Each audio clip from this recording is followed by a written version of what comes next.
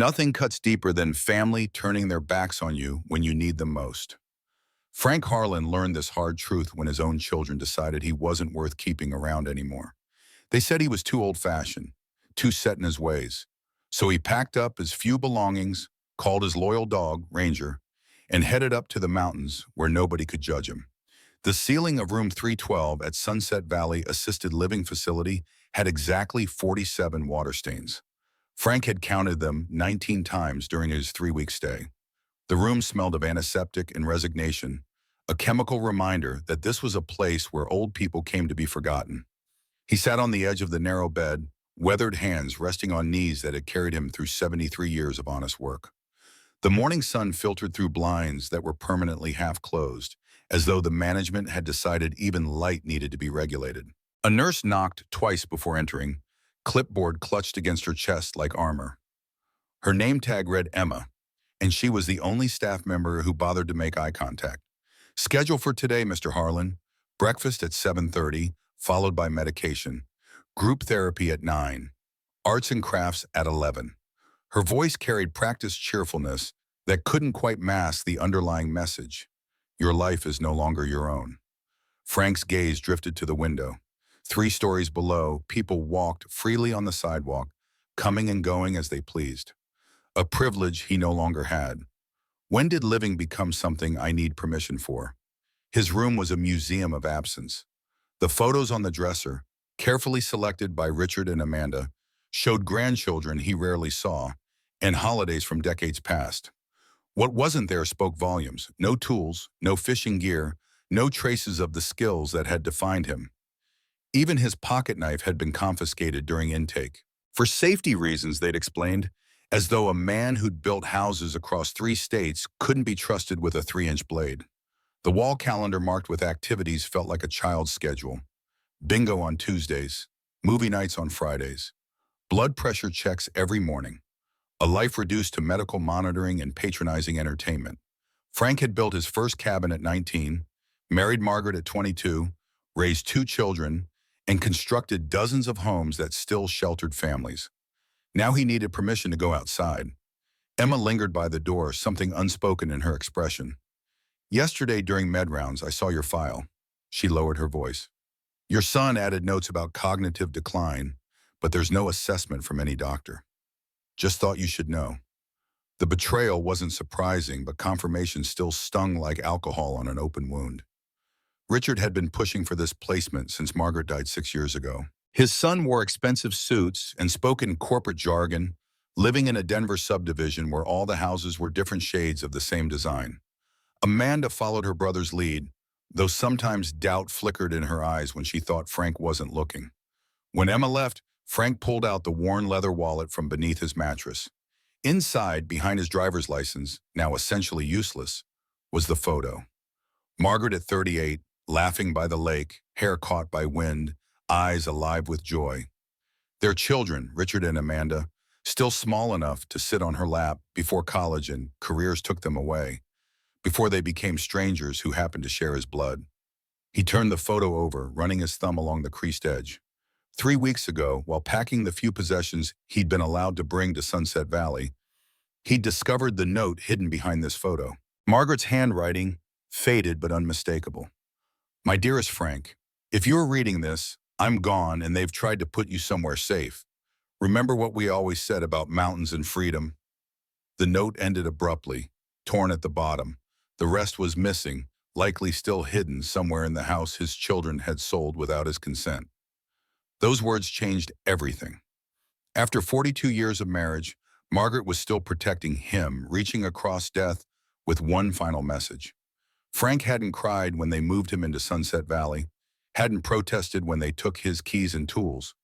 But that night, alone with Margaret's incomplete message, he'd wept silently into a pillow that smelled of industrial bleach. The door to his room opened again. Not Emma this time, but Dr. Matthews, the facility director, with his perpetual clipboard and condescending smile. Just checking how we're settling in, Mr. Harlan. Any concerns we should address? Frank studied the man's face, mid-50s, soft hands, a wedding ring that looked too tight, the kind of man who'd never built anything more complicated than his retirement portfolio. Any concerns? Only that I'm being held against my will while my son forges medical records. Dr. Matthews' smile tightened. Adjustment period is perfectly normal. Your children are concerned about your safety, living alone at your age. They've mentioned episodes of confusion, forgetting medication. We're here to help. Episodes of confusion. Frank almost laughed. He'd forgotten to answer Richard's calls twice because he was busy replacing the deck on his house. Work Richard had deemed too dangerous for a man his age. That was enough to label him incompetent, apparently. I've never had a doctor assess me for cognitive issues. Strange that your facility accepted me based on my son's word alone. The director's eyes darted to the door. We have all the necessary paperwork. Perhaps you're proving the point with these accusations. Rest assured, we'll take good care of you here. He left quickly, the conversation clearly finished. Frank waited until footsteps faded down the hallway before moving to the window. The latch had been modified to prevent opening more than 6 inches, another safety feature. But 3 nights of careful work with a plastic spoon from the dining hall had compromised the limiter. Safety features were only effective when designed by someone who understood construction. Richard should have remembered that his father had built houses for 40 years. Emma found him later that afternoon, sitting in the common room, seemingly engrossed in a dog-eared Western novel. I need to talk to you. She slipped a small, white envelope into the book. Medication schedules for the night shift. Security code for the east door. It changes weekly. Frank's eyes narrowed. Why are you helping me? She glanced around, making sure no one was listening. My grandfather built furniture until he was 88. Then he fell once, and my parents put him in a place like this. He was dead within a month. Some people need these places, but not everyone. Not you. That night, Frank lay awake long after lights out, listening to the rhythmic squeaking of the medication cart rolling down the hallway. His few possessions were already packed in the canvas bag beneath his bed. The orderly checked his room at 11:15, noted him sleeping, and moved on. By 11:30, Frank was sitting upright, fully dressed, waiting. At exactly midnight, he retrieved his grandfather's axe from its hiding place behind the ventilation panel. They'd confiscated his pocket knife but overlooked the significance of the ancient tool wrapped in oilcloth. 3 generations of Heartland men had swung this axe, splitting kindling and felling trees, building lives from timber and determination. Now it would build again. First, his escape. Frank moved silently through the darkened hallway, avoiding the night vision cameras Emma had marked on a crude map. The security guard dozed at his desk near the main entrance, television flickering with a basketball game rerun. Frank used the code from Emma to access the east door, stepping into the cool night air for the first time in 23 days. Freedom smelled like pine and distant rain. The hardest part came next. Happy Tail's kennel was 5 miles away, where Ranger had been boarded since Frank's temporary move to Sunset Valley. Richard had promised to take the dog, then claimed his homeowners association prohibited pets over 30 pounds. Another promise broken, another responsibility abandoned. Frank walked steadily through the sleeping town, staying in shadows, the canvas bag slung across his shoulder and the axe wrapped securely in cloth. His knees ached and his back protested each step, but the pain felt honest, earned. At 73, every movement came with a physical tax, but he'd learned to budget his strength like currency.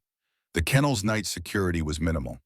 A padlocked gate and a drowsy college student watching videos on his phone in the office. Frank circled around to the back, where the chain-link fence needed repair. The gap was barely wide enough, but he squeezed through, ignoring the bite of metal on his shoulder. Ranger was awake instantly, black and tan coat bristling with recognition before Frank even reached his run. The dog's tail wagged once, a measured response that said he was willing if Frank was. They'd found each other 8 years ago, Ranger half-starved beside a creek during a hunting trip.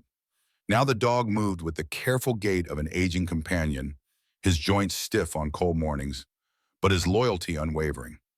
The lock on Ranger's kennel required his grandfather's axe, not to break the metal, but to pry loose the poorly mounted hasp. One solid twist, and it came free in Frank's hand. Ranger pressed against his leg, making no sound, understanding intuitively that this was a moment for silence. Frank left $40 and a note. Gone fishing. On the front desk. Theft wasn't his style, even in Escape. By 3 a.m., man and dog were walking along the highway out of town toward the storage facility where Frank had hidden his old pickup truck 3 weeks earlier. Amanda had offered to take care of it, but Frank had quietly given the keys to Emma's boyfriend instead. Some preparations couldn't be left to chance. The truck started on the second try, engine coughing before settling into a familiar rumble. Ranger jumped into the passenger seat, claiming his usual spot with a contented sigh. The dashboard clock was stuck permanently at 5:17, and the radio only picked up 2 stations clearly, but the tank was full and the tires had good tread. Frank pulled onto the highway as dawn broke over the eastern hills, heading west toward higher ground. He avoided the main roads, sticking to county highways and Forest Service tracks. By noon, they'd crossed into West Virginia, the Appalachian ridges rising around them like ancient sentinels. Frank stopped only once, at a small general store perched on the edge of civilization, to buy supplies. The old man behind the counter asked no questions, just nodded at Frank's selection of coffee, jerky, and ammunition for the rifle stored behind the truck's seat.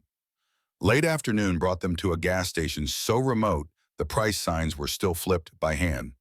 As Frank filled the tank, an elderly man with a beard like Spanish moss emerged from the office. "You headed up to Maxwell's old place?" The question came without preamble, delivered in an Appalachian drawl thick as molasses. Frank's hand paused on the pump. "Not sure what you mean." The old man chuckled, revealing more gum than teeth. "Harold Whitaker. Been running this station 43 years. Know everybody comes through, especially ones headed up Cricket Song Mountain with a look like yours. Maxwell's cabin's been empty since 27. Some say he died in a blizzard. Some say he just walked away. Either way, place is probably falling apart by now." Frank studied Whitaker, weighing risks against the value of local knowledge. "Where exactly is this cabin?" Whitaker's eyes crinkled. "About 3,000 feet up, past the old fire road. Creek on the west side, clearing big enough to see the sky. Built solid, though. Maxwell knew what he was doing, even if he was a strange one. People stay clear of it mostly, say it's haunted or some such nonsense." Frank handed over cash for the wow. "Sounds like just what I'm looking for." Whitaker nodded slowly. "Figured as much. You got that same look Maxwell had. Man running to something, not away."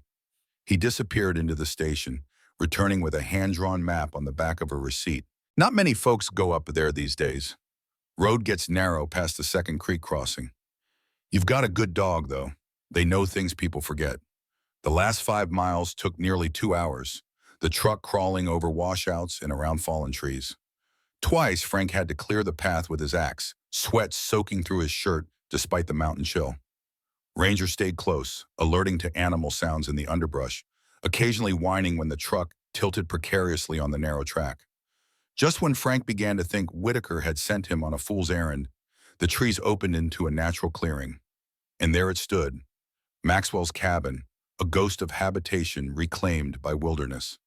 The roof had partially collapsed on the north side, and vines thick as a man's wrist had worked their way between the logs, prying them apart with slow vegetable strength. But the foundation stones remained solid, chosen for their flat faces and fitted tight against the frost. The bones were good, and bones were what mattered. Frank sat in the truck for several minutes, engine idling, taking inventory with the practiced eye of a builder. The structure was approximately 20 by 16 feet, single room with what appeared to be a stone fireplace on the eastern wall. The clearing provided good drainage and natural light, with the creek visible through trees to the west. Defensive position was reasonable, clear sight lines in 3 directions, with the mountainside creating a natural barrier to the north. Most folks would have kept driving. But Frank saw beyond the collapse to the original craftsmanship. The corner joints were dovetailed rather than simple notches, difficult, time-consuming work that spoke of a builder who planned to stay. The foundation stones hadn't shifted despite decades of freeze-thaw cycles, which meant solid ground beneath. The clearing faced southeast, perfect for catching morning sun while shedding the afternoon storms that built over the peaks. Ranger jumped from the truck first, circling the perimeter with the methodical thoroughness of a creature who'd learned to trust his nose over his eyes. Frank followed more slowly, his thumb running along the smooth groove of the axe handle worn by countless palms. "What do you think, old boy? Reckon we can make something of this mess?" The dog's tail wagged once, a measured response that said he was willing if Frank was. The mountains had always been Frank's true home, even when he tried to live down in the flatlands with Margaret and their children. He'd worked construction then, building other people's dreams while his own grew smaller each year. Margaret had wanted him to be practical, to think about retirement and health insurance, and all the things that kept regular folks anchored to civilization. She'd died quick and mean, cancer taking her in months rather than years. In those final weeks, she'd made him promise to stay close to Richard and Amanda. But promises to the dead get complicated when the living have their own plans. Richard worked for a tech company now, wore pressed shirts and spoke in acronyms. He lived in a subdivision where all the houses looked the same, and the homeowners association had rules about what color you could paint your mailbox. Amanda had married a banker in Virginia and spent her days driving kids to soccer practice and worrying about property values. Both of them looked at their father like he was a relic from another age. Interesting maybe, but not particularly useful. The final break had come 3 months ago when Richard suggested it was time for Frank to move into assisted living. "Dad, you're getting up there. What if you fall? What if something happens and nobody's around to help? These places are nice now. They've got activities and everything." Amanda had nodded agreement from across the kitchen table. Manicured fingers folded tight. "We just worry about you, Dad, living alone in that old house so far from everything." But Frank knew worry when he heard it. And this wasn't worry, this was convenience.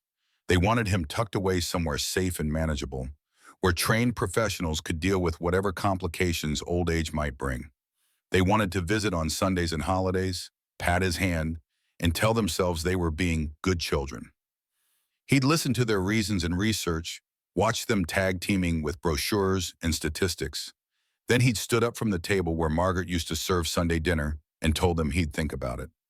That night, he'd taken his grandfather's axe down from the mantel and run his fingers along its worn handle. He'd thought about this cabin, though he hadn't known it existed yet. He'd thought about mountains and freedom and the kind of dignity that comes from choosing your own path.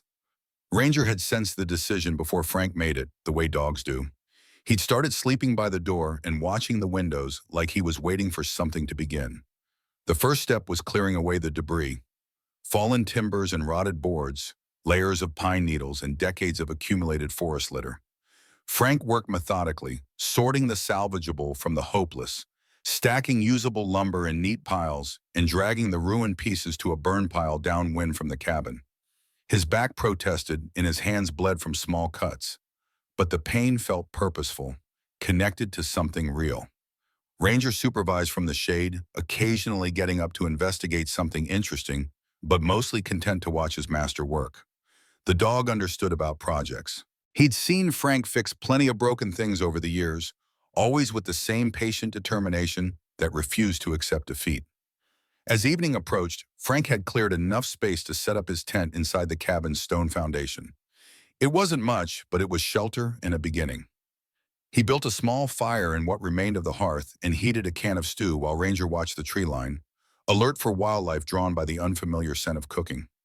The night settled around them with a peculiar silence of high places, not an absence of sound, but a different quality of listening.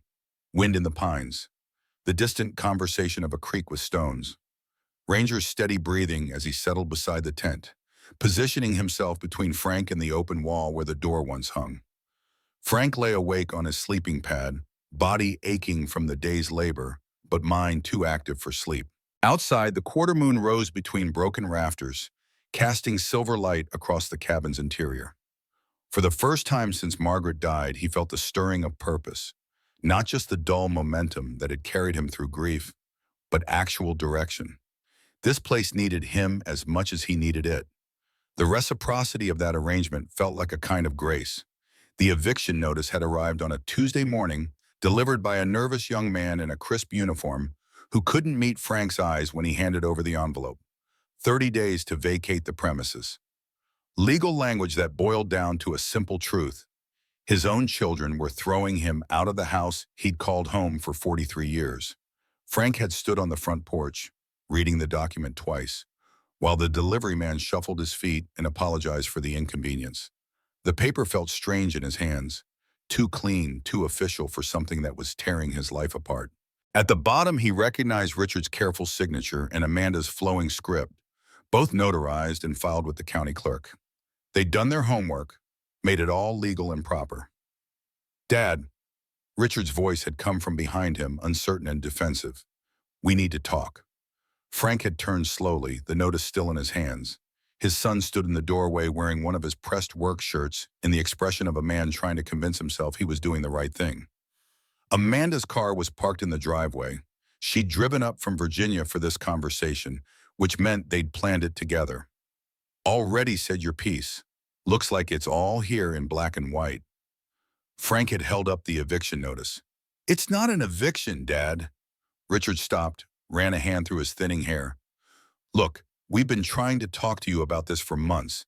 You won't listen to reason." "Reason?" Frank tasted the word like something bitter. "That what you call this?" Amanda had appeared beside her brother, face flushed with the kind of anger that comes from feeling guilty. "We found you a really nice place, Dad. Sunset Valley has an opening, and they specialize in warehousing old folks who've outlived their usefulness," Frank had interrupted. "That's not fair." Richard's voice rose. Then he caught himself and lowered it again. "You're being dramatic. These are good facilities with trained staff and activities." "Activities?" Frank had folded the notice carefully and slipped it into his shirt pocket. "Bingo and wheelchair races, I suppose." The conversation had gone downhill from there. Richard explaining how they'd already paid the first month's rent at Sunset Valley, how they'd arranged for a moving company to handle his belongings, how they'd thought of everything except asking what he wanted. Amanda talking about safety and peace of mind, her voice getting higher and more brittle with each justification. Frank had listened to it all with the patience of a man watching storm clouds gather on the horizon. You couldn't argue with weather, and you couldn't argue with children who'd already made up their minds. They'd convinced themselves this was love, this careful dismantling of his independence, this reduction of his life to what fits safely in a retirement homeroom. "The house needs too much work," Richard had said finally, gesturing at the peeling paint on the porch rail and the loose shingle that had been flapping in the wind for 2 months. "The maintenance alone is becoming a full-time job, and you're not what? Not capable." Frank had straightened to his full height, still an inch taller than his son, despite the stoop that had crept into his shoulders. "Been taking care of this place since before you were born, son. Reckon I can manage a little longer." But they had legal papers and good intentions, and the kind of certainty that comes from never having to depend on anyone else's judgment. The house would be sold. They'd already contacted a realtor, and the proceeds would help pay for his care at Sunset Valley. Everything neat and tidy and completely out of his hands. The first night at Sunset Valley, lying on a bed that smelled like industrial disinfectant and listening to the artificial quiet of a place where real life had been carefully filtered out, Frank had made his decision. Ranger was staying at a kennel until arrangements could be made. Another problem for Richard and Amanda to solve, but not for long.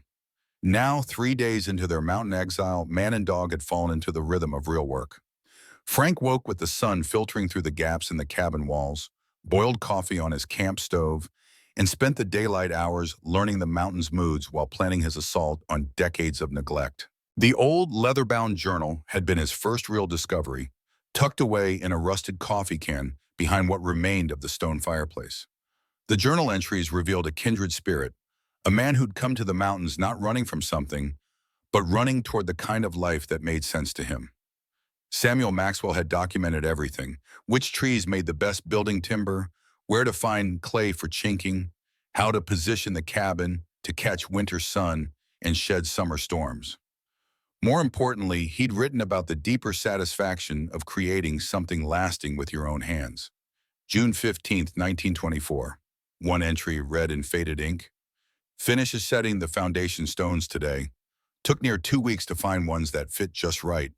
But a house is only as good as what it stands on. A man's the same way, I reckon." Frank found himself nodding as he read by firelight, recognizing a philosophy he'd lived by, but never articulated so clearly.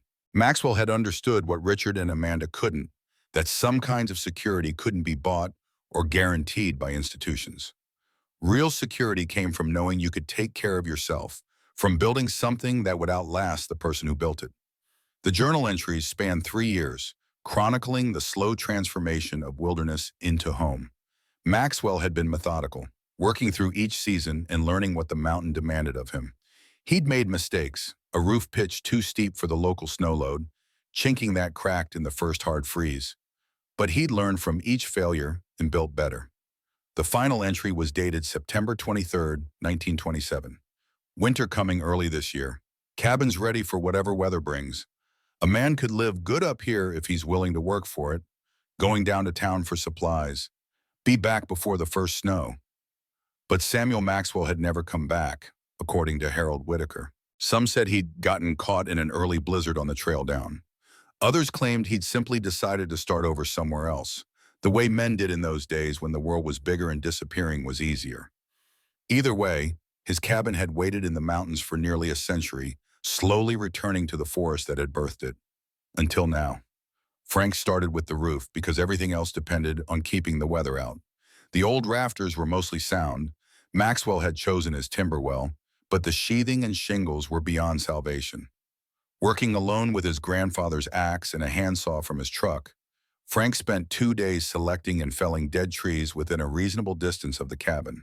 The work was harder than he'd expected, not just the physical labor. Those 73-year-old muscles reminded him daily that he wasn't young anymore. But the problem-solving that came with working alone in a place where the nearest hardware store might as well have been on the moon. Every decision had consequences that wouldn't become apparent until later, and there was no one to catch his mistakes except himself. But there was satisfaction in it too, the kind of deep pleasure that came from seeing immediate results from honest effort. Each rafter he shaped and fitted brought the cabin one step closer to being whole again.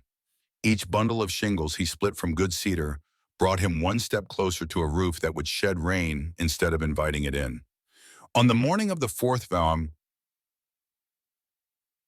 as Frank was wrestling a particularly stubborn section of roof beam into place, he heard the unmistakable sound of an approaching vehicle. Ranger was on his feet instantly, ears forward, a low growl building in his chest.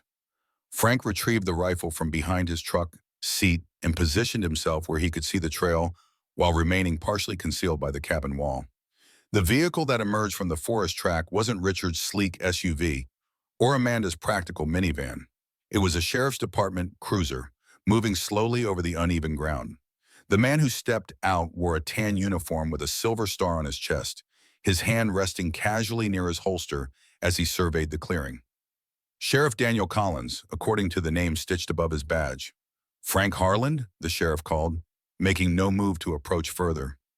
Your son's hired private security to look for you. They're on their way up. Frank stepped into view, rifle pointed at the ground but not set aside. That so? Collins nodded, his expression unreadable beneath the brim of his department-issue hat. Told him I'd check it out myself first. Professional courtesy. Professional courtesy. Frank turned the phrase over, looking for the angle. Most sheriffs would side with the wealthy son over the fugitive father. Collins seemed to read his thoughts.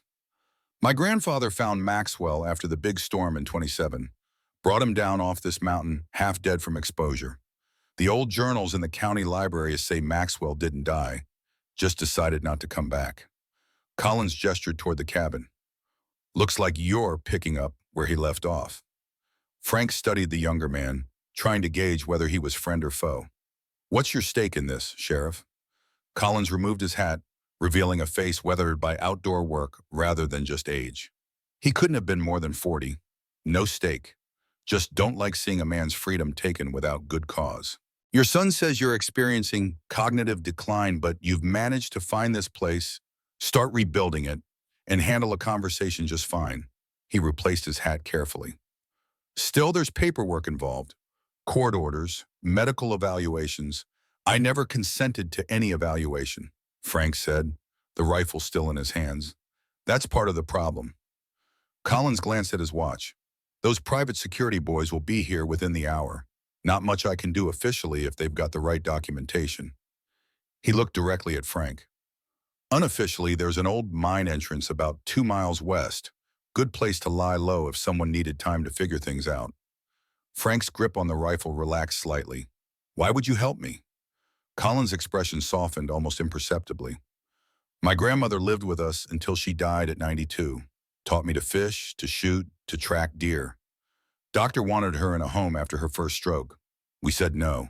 He gestured toward the cabin.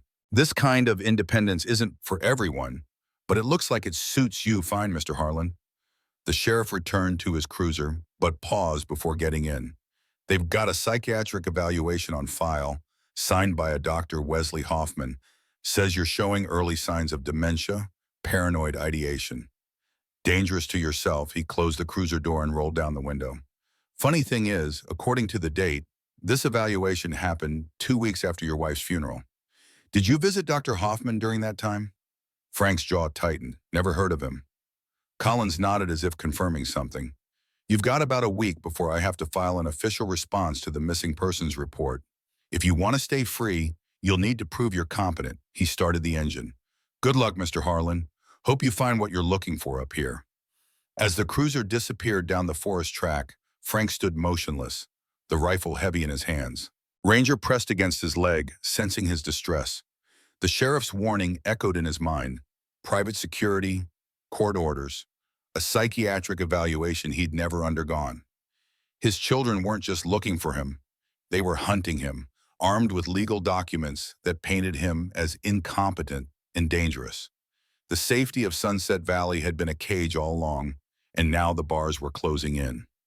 That evening, as shadows lengthened across the clearing, Frank sat on a fallen log outside the cabin, studying Maxwell's journal by the last light. Ranger explored the perimeter, pausing occasionally to sniff the air or listen to sounds from the forest.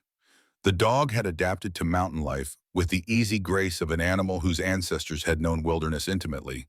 He'd learned which sounds meant attention, the crack of a breaking branch, the distant bugle of an elk, and which were just the ordinary music of wind in the pines. Frank closed the journal, running his palm across its worn leather cover.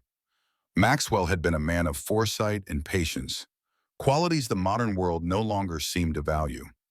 In 3 years of journal entries, there wasn't a single complaint about hardship or loneliness, just practical observations and occasional moments of quiet wonder at the mountain's beauty. It was the record of a man who'd found his place in the world, even if that place was far from what others considered civilization. The first stars appeared overhead, pinpricks of silver in the deepening blue. Frank hadn't seen stars like this in years. City lights and suburbs dimmed the heavens to a pale imitation of their true glory. Here, the Milky Way spread across the sky like spilled salt, a reminder that some things remained unchanged despite human interference. Maxwell would have seen this same sky sitting perhaps on this very log, planning the next day's work. A twig snapped in the forest beyond the clearing's edge. Ranger was on his feet instantly, hackles raised, staring into the darkness between the pines. Frank reached for the rifle beside him, moving with deliberate slowness. The dog's posture wasn't one of aggression, but alert interest, head cocked as if listening to something just beyond human perception.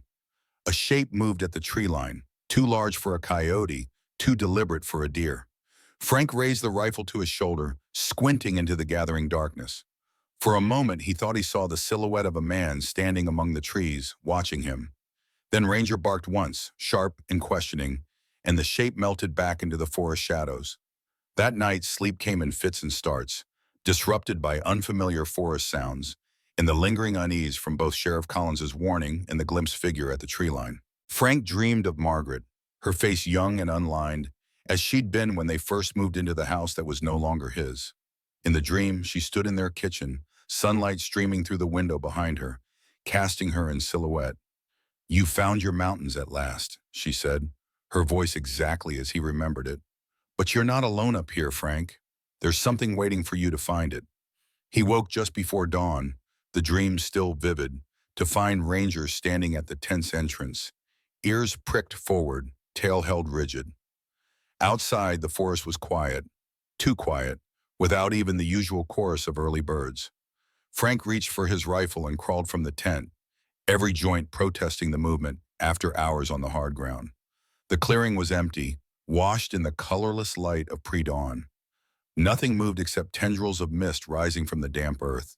Yet something had changed. By the cold remains of last night's fire, nearly 20 feet from where he'd left it, lay Maxwell's journal, open to a page Frank hadn't reached yet. And beside the journal, arranged with deliberate care, was a stack of split cedar shingles, more than Frank could have prepared in a day of hard work.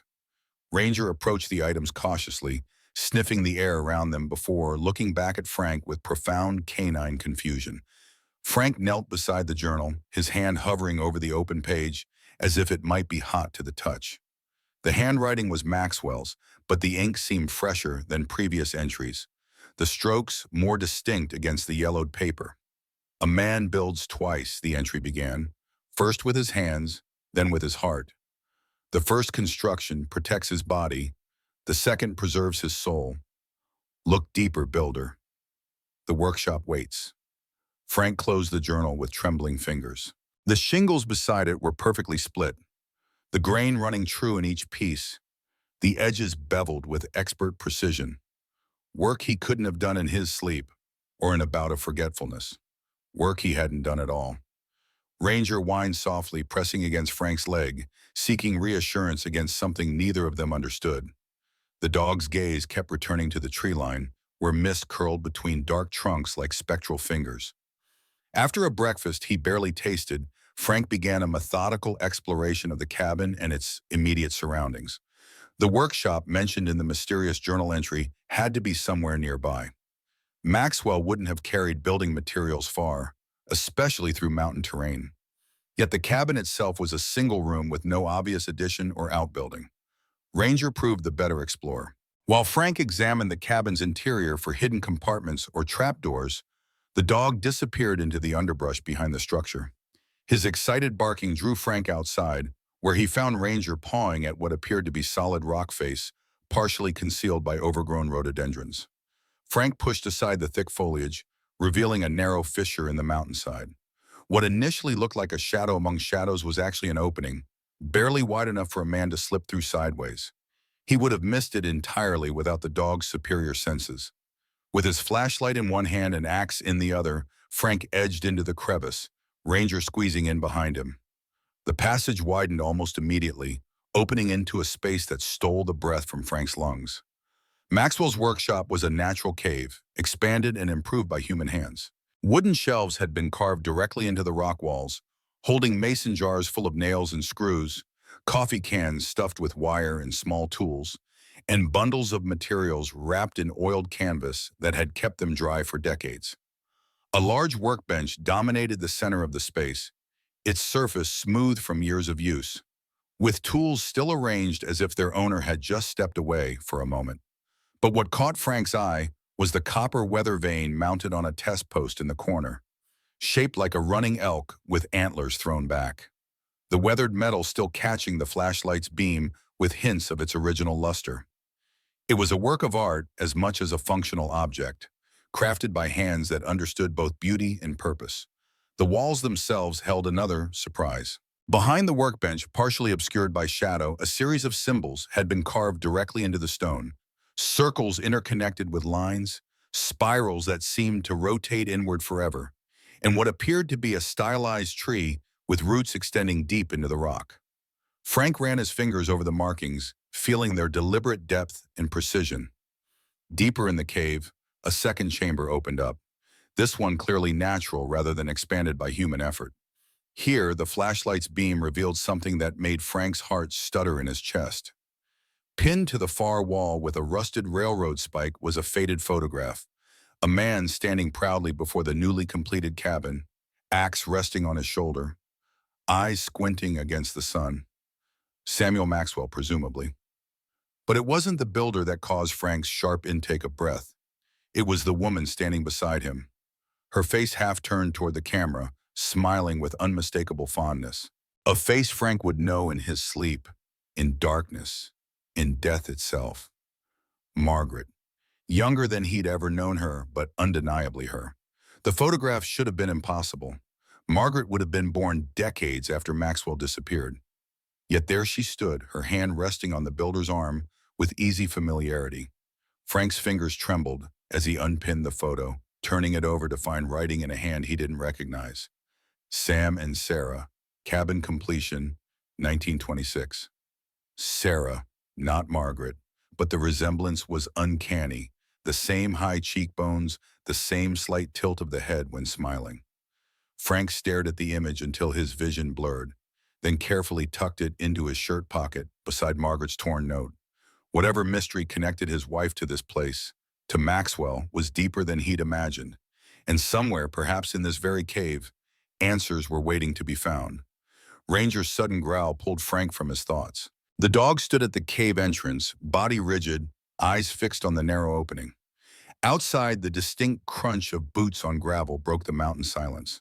Someone was approaching the cabin. And from Ranger's posture, it wasn't the sheriff returning with friendly warnings.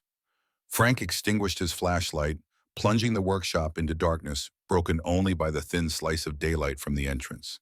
He gripped his grandfather's axe, its weight reassuring in his weathered hands. They had found him, but the mountains had found him first, offered him secrets and shelter when his own flesh and blood had cast him out. Whatever came through that cabin door would face a man who'd rediscovered his purpose, a man who'd decided that the final chapters of his life would be written in his own hand, not prescribed by those who thought they knew better. Frank pressed himself against the cave wall, Ranger at his side, as heavy footsteps circled the cabin. Not the measured tread of Sheriff Collins, but the determined pace of men with purpose.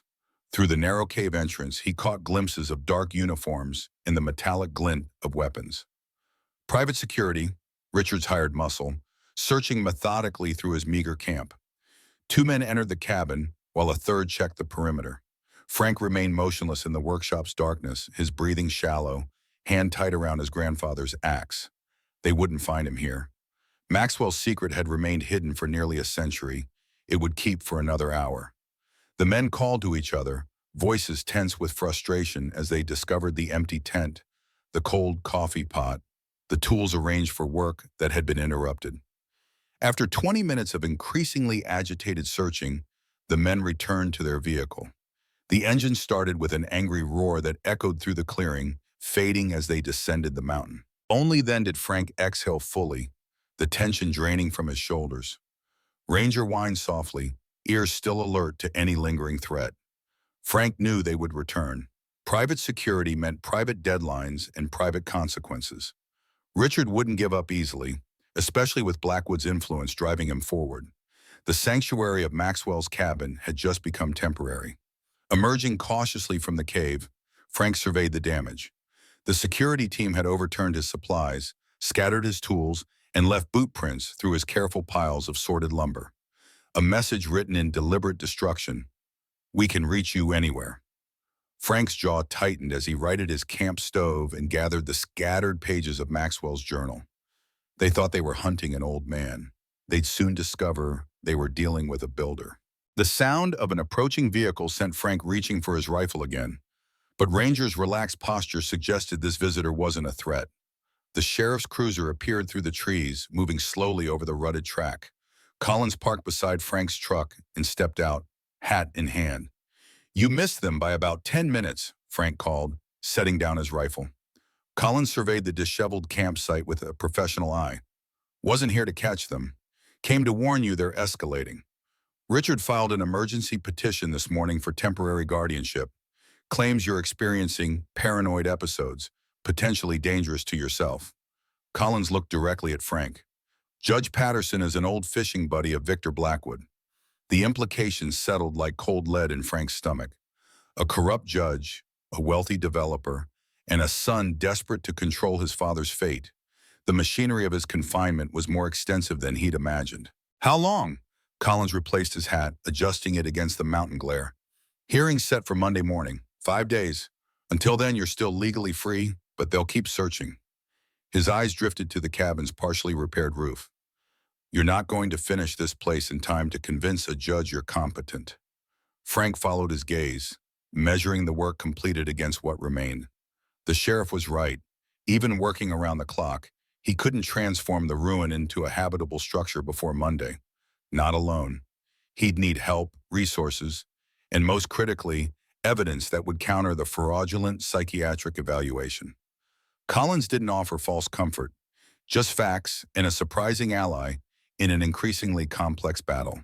You should know, Victor Blackwood has been buying up property all around this mountain for the past 2 years. Luxury resort plan for the valley below. Only holdout is Rose Martinez's place about 5 miles east. Worth talking to her. Collins paused, choosing his next words carefully. My grandfather said Maxwell wasn't just hiding from civilization up here. He was protecting something. Might be worth figuring out what before Blackwood gets his hands on it.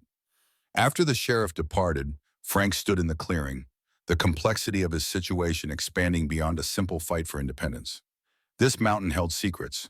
Maxwell's workshop, the mysterious photograph, symbols carved in stone, and somehow Margaret had been connected to it all.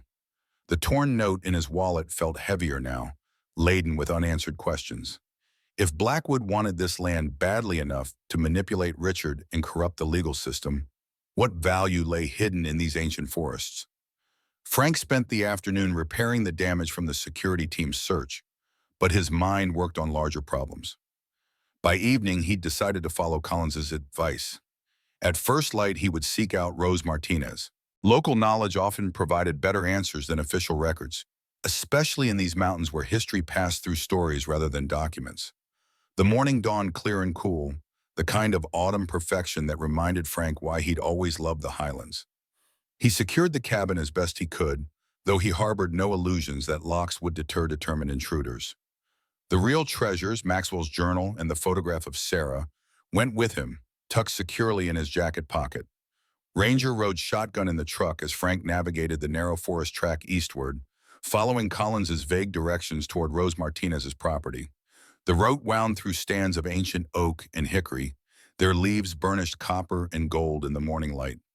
In places, the trail narrowed to barely the width of the truck, with steep drop-offs that demanded complete attention. After nearly an hour of careful driving, the trees opened to reveal a small valley cupped in the mountain's palm.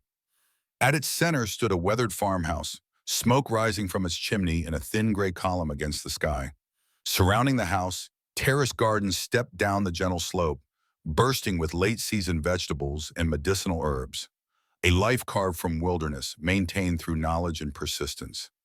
Frank parked at the edge of the property and approached on foot, Ranger trotting ahead as ambassador. Before he reached the front gate, the door opened and an elderly woman emerged onto the porch. Her face was a topographic map of years in the sun, deep lines radiating from eyes that missed nothing. Silver hair pulled back in a simple braid reached nearly to her waist. She wore faded jeans and a flannel shirt that had been washed so many times its original color was now just a memory. I wondered when you'd make your way over, Maxwell's man. Her voice carried easily across the yard, accented with the distinctive rhythms of Appalachian speech, but underlaid with something older, perhaps Spanish. Sheriff Collins said you might come looking for answers. Frank stopped at the gate, suddenly aware of his disheveled appearance after days of rough living. Rose Martinez studied him with the practiced assessment of someone who had survived by reading people accurately. After a moment, she nodded as if confirming a private theory and gestured him forward. The porch wrapped around the front of the house, furnished with mismatched chairs that somehow formed a cohesive whole through their shared patina of use. Rose settled into what was clearly her accustomed seat, a rocking chair with curved arms, worn smooth by decades of hands. She didn't invite Frank to sit, but didn't object when he lowered himself onto a nearby bench. Ranger positioned himself at Frank's feet, alert but relaxed. My Luis used to say there are two kinds of people who come to these mountains, those running from something and those running to something. Rose's hands moved constantly as she spoke, her fingers working with a small piece of wood and a pocket knife, carving what appeared to be a bird. Which are you, Mr. Harlan? Frank considered the question, its surprising accuracy. I thought I was running from something, my children trying to put me away. But now I'm not so sure. This cabin, Maxwell's place, it feels like I was meant to find it. Rose nodded, her knife never pausing in its precise movements. That's how it works with the old places. They call to who they need. Her eyes, sharp despite her years, focused on Frank's face. What do you know about Samuel Maxwell? Frank reached into his pocket and withdrew the journal and photograph. Maxwell built the cabin in 1924, kept this journal for 3 years. disappeared in 1927. But this photo, I found it in a workshop cave behind the cabin. The woman looks exactly like my late wife, Margaret, but according to the writing on the back, her name was Sarah. Rose set down her carving and accepted the photograph with careful fingers. For several moments, she studied it silently, her expression unchanging. When she finally spoke, her voice had softened. Sarah Maxwell, Samuel's sister. She came to help him build the cabin, stayed for almost a year. She was a healer, knew plants, knew the old ways. People from 3 counties would come when they were sick. Frank's pulse quickened. My wife's maiden name was Taylor. She never mentioned any connection to this area. Rose handed back the photograph. Some stories skip generations, Mr. Harland. The mountains keep secrets until they are ready to be found. She resumed her carving, the knife stripping away thin curls of wood with surgical precision. Victor Blackwood has been searching for Maxwell's legacy for 2 years now, offering money for land, for information, for anything connected to the cabin. When buying doesn't work, he finds other methods. The mention of Blackwood shifted the conversation toward immediate dangers. Frank described the fraudulent psychiatric evaluation, Richard's petition for guardianship, the security team's search.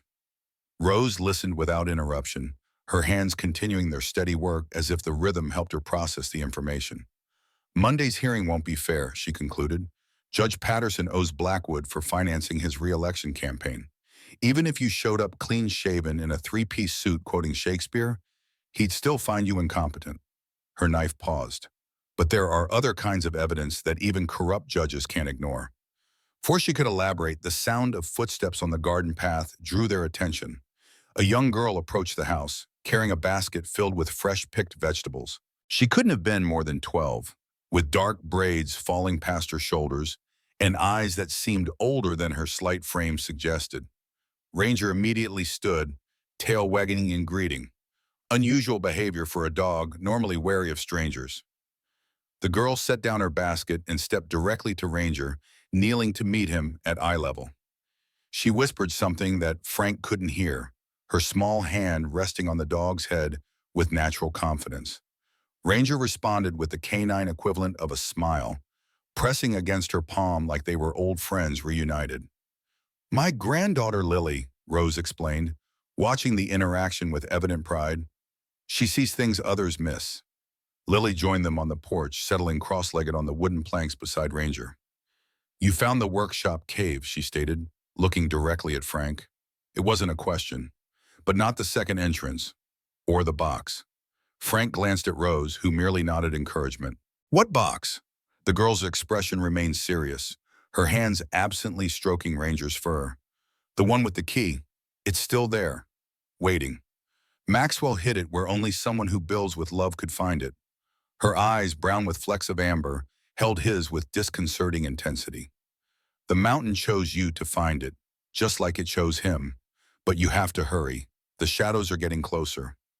Rose set down her carving, now recognizable as a small owl, and stood.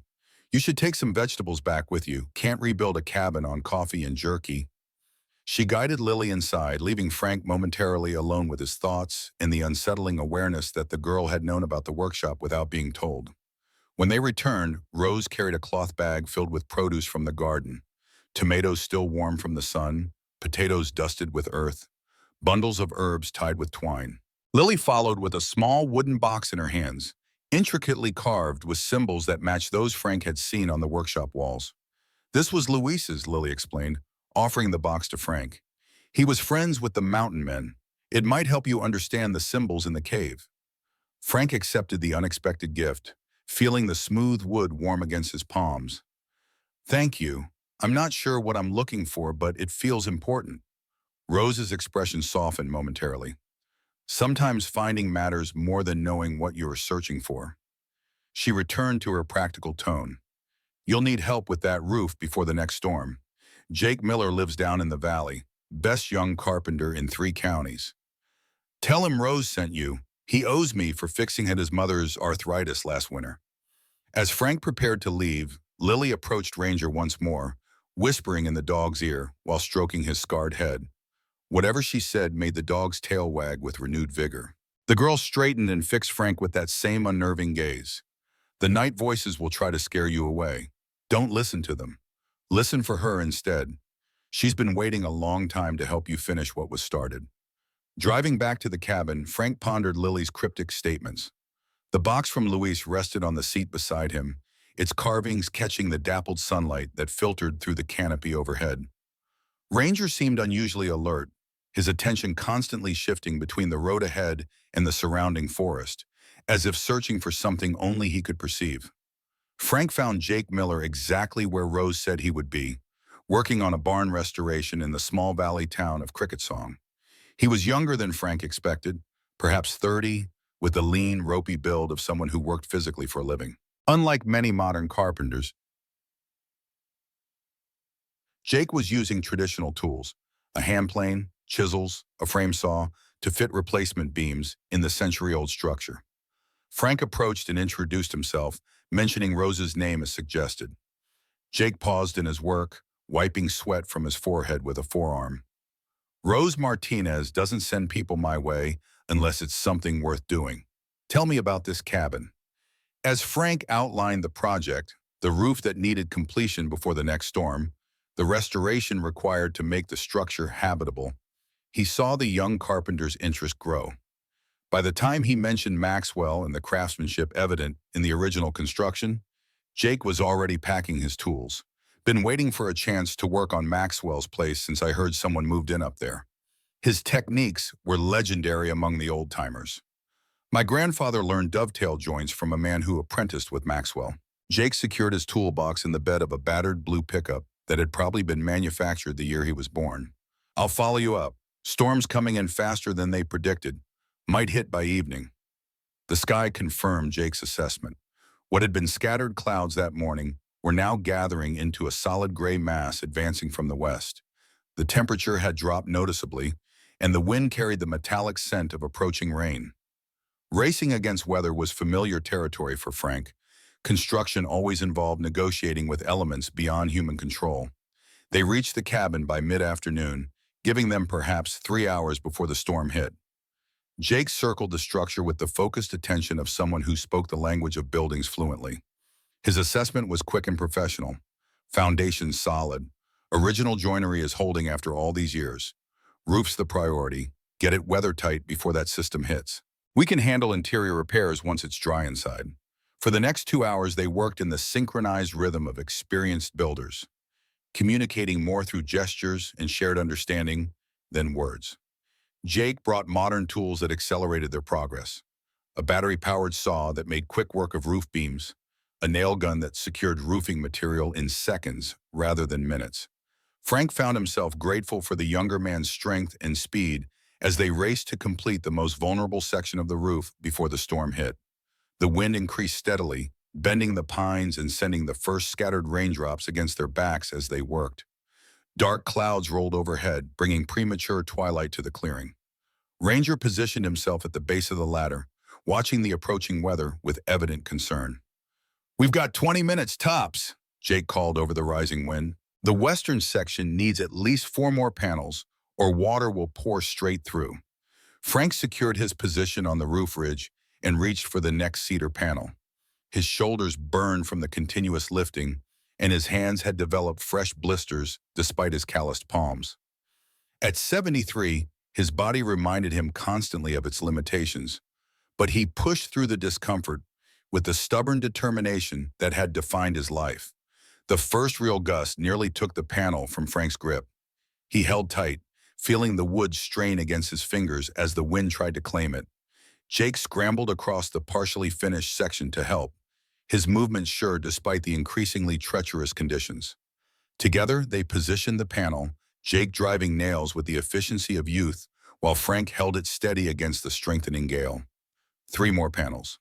The rain began in earnest, cold drops becoming sheets that reduced visibility and turned the cedar slick beneath their hands. Lightning flashed in the western sky, followed seconds later by thunder that vibrated through the cabin's frame.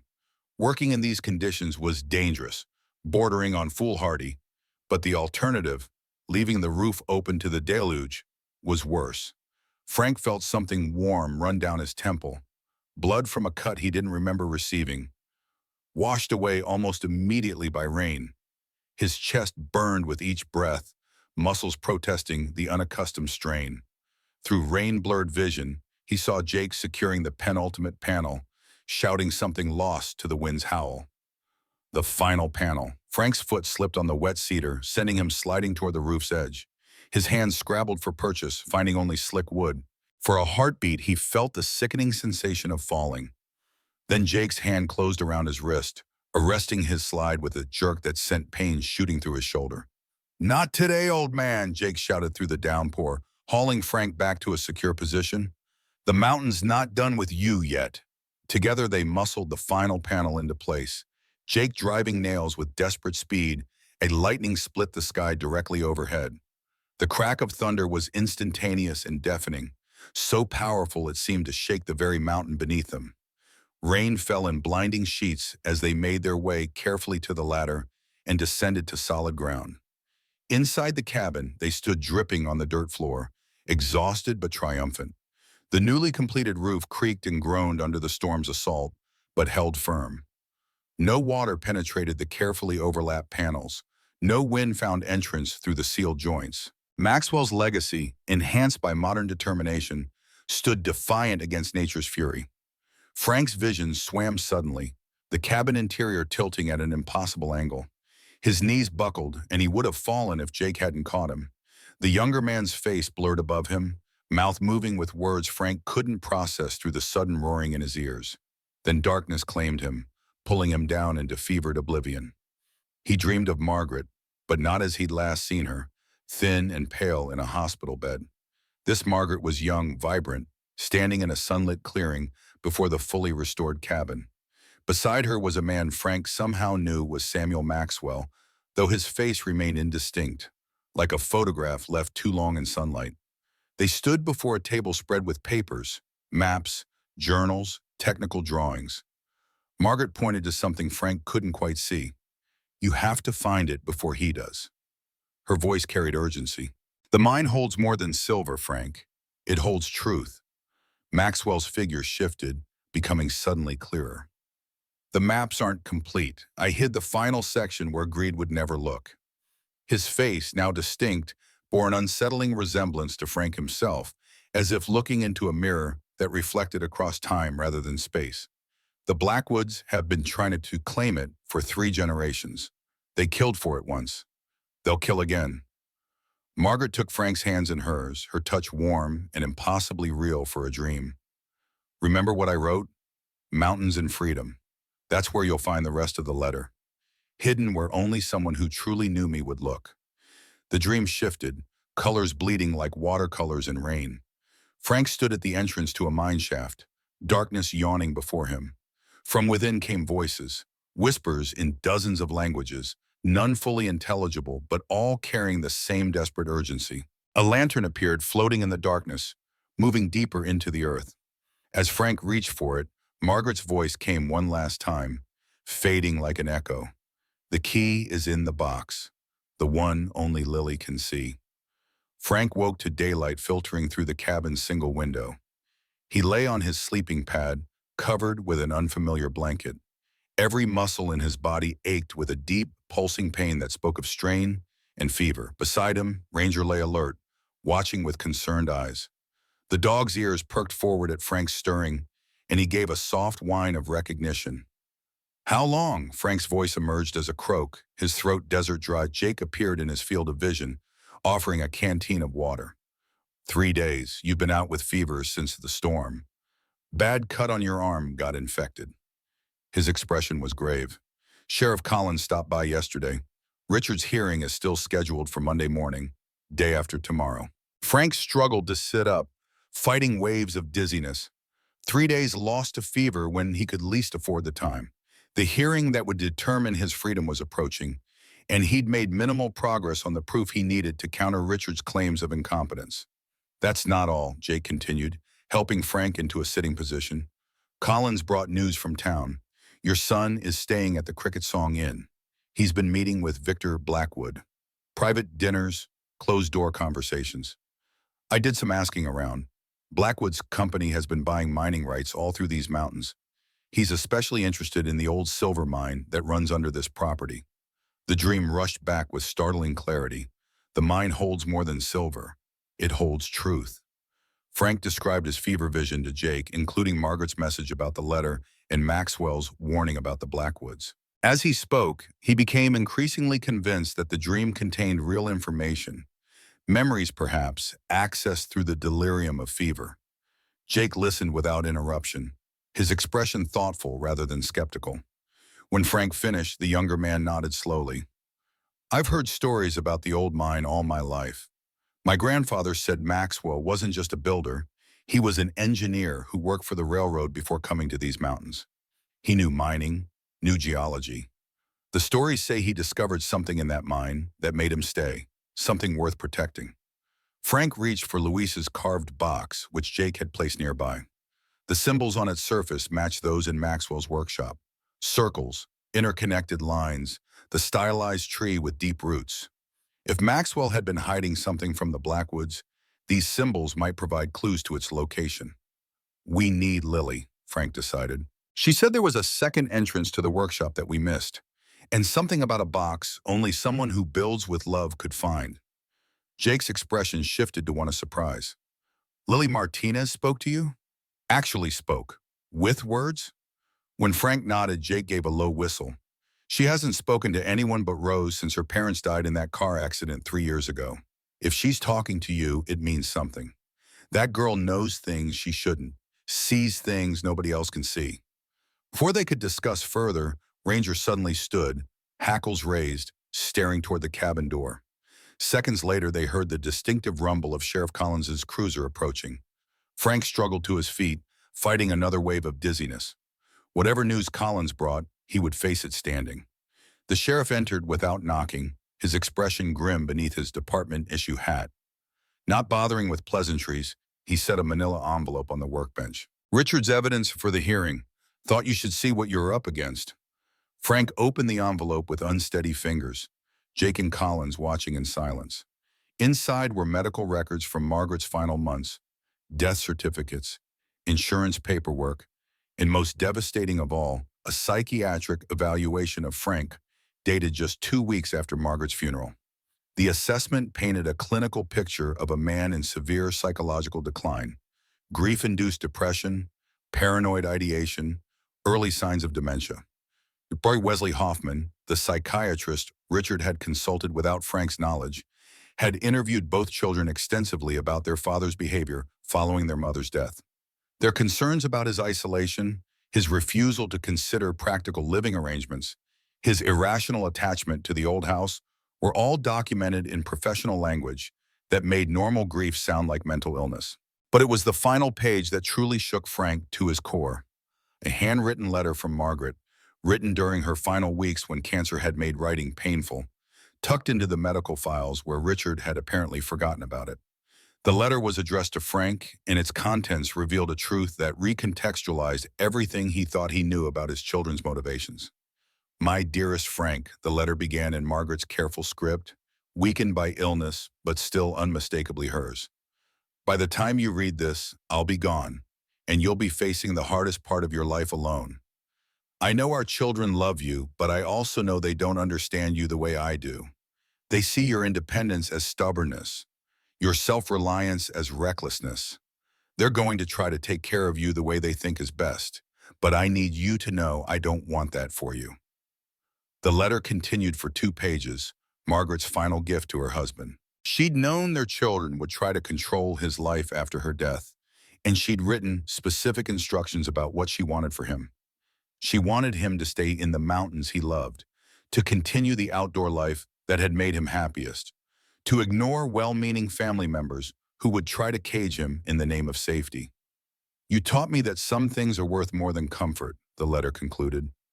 "Don't let anyone convince you otherwise now. Find your mountains, my love. Build something beautiful there, and know that wherever you are, if you're being true to yourself, you're exactly where I want you to be." Frank's hands trembled as he refolded the letter.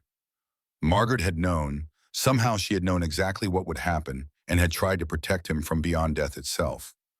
But there was something else, a connection he was just beginning to understand. The phrase, "find your mountains," echoed the torn note he'd discovered behind their photograph, the fragment that had set him on this path in the first place. The most shocking revelation was in the psychiatric report itself. Dr. Hoffman had never actually examined Frank. The entire assessment was based on second-hand reports from Richard and Amanda, supplemented by their interpretation of his behavior and their assumptions about what constituted normal grieving. The evaluation was professionally written and thoroughly documented, but it was based entirely on the observations of two people who had already decided their father needed institutional care. Sheriff Collins confirmed what the document suggested. "Hoffman's never even met you. Richard paid for that evaluation based solely on his and Amanda's reports of your behavior." Collins removed his hat, running a hand through thinning hair. "It's fraudulent as hell, but Judge Patterson won't care. He'll see the letterhead, see the professional language, and that'll be enough for him." Richard is planning to bring a medical transport team with him to the hearing. They'll take you straight from the courthouse to Sunset Valley. No detours. Jake, who had been examining the documents with growing outrage, looked up sharply. 3 days. That's all we've got to build a case that Judge Patterson can't ignore. Collins replaced his hat, adjusting it with practiced precision. "There's more. My deputy just radioed that Amanda's arrived in town. She's asking questions, doesn't seem happy about what her brother's been doing. Might be worth talking to her if you can figure out how to make Chintek without Richard knowing." After the sheriff departed, Frank sat heavily on the edge of his sleeping pad. The documents spread around him like evidence of a crime. In many ways, it was criminal. His children had subjected him to psychiatric evaluation without his knowledge or consent, then used the results to justify stripping away his autonomy. Even worse, they'd hidden Margaret's letter, her final wishes for his life, because those wishes contradicted their own plans for his future. Jake studied Frank with undisguised concern. "You need more rest. That fever took a lot out of you. We can figure out our next steps in the morning." Frank shook his head, determination overriding physical weakness. "Get me to Rose Martinez's place. We need Lily's help to find whatever's hidden in that workshop. If Maxwell left evidence about the Blackwoods, about what's really in that mine, we need it before the hearing." The drive to Rose's farm was slower than before, Frank's reflexes dulled by lingering fever. Ranger sat unusually close on the truck's bench seat, as if physically supporting his master through proximity alone. The afternoon was waning by the time they arrived, long shadows stretching across the terraced gardens like fingers reaching for the house. Rose met them on the porch, her expression revealing no surprise at their arrival. She'd known they would come, perhaps Lily had told her, or perhaps she simply understood the patterns of crisis and response that governed human lives. Lily was nowhere in sight, but Frank could sense her presence somewhere nearby, watching from a hidden vantage point. "You found Margaret's letter," Rose stated, gesturing for Frank to take a seat. Her eyes assessed his condition with the practiced gaze of a healer, noting the fever flush still visible on his cheeks, the careful way he moved to avoid aggravating exhausted muscles. Frank handed her the letter, which she read with measured attention.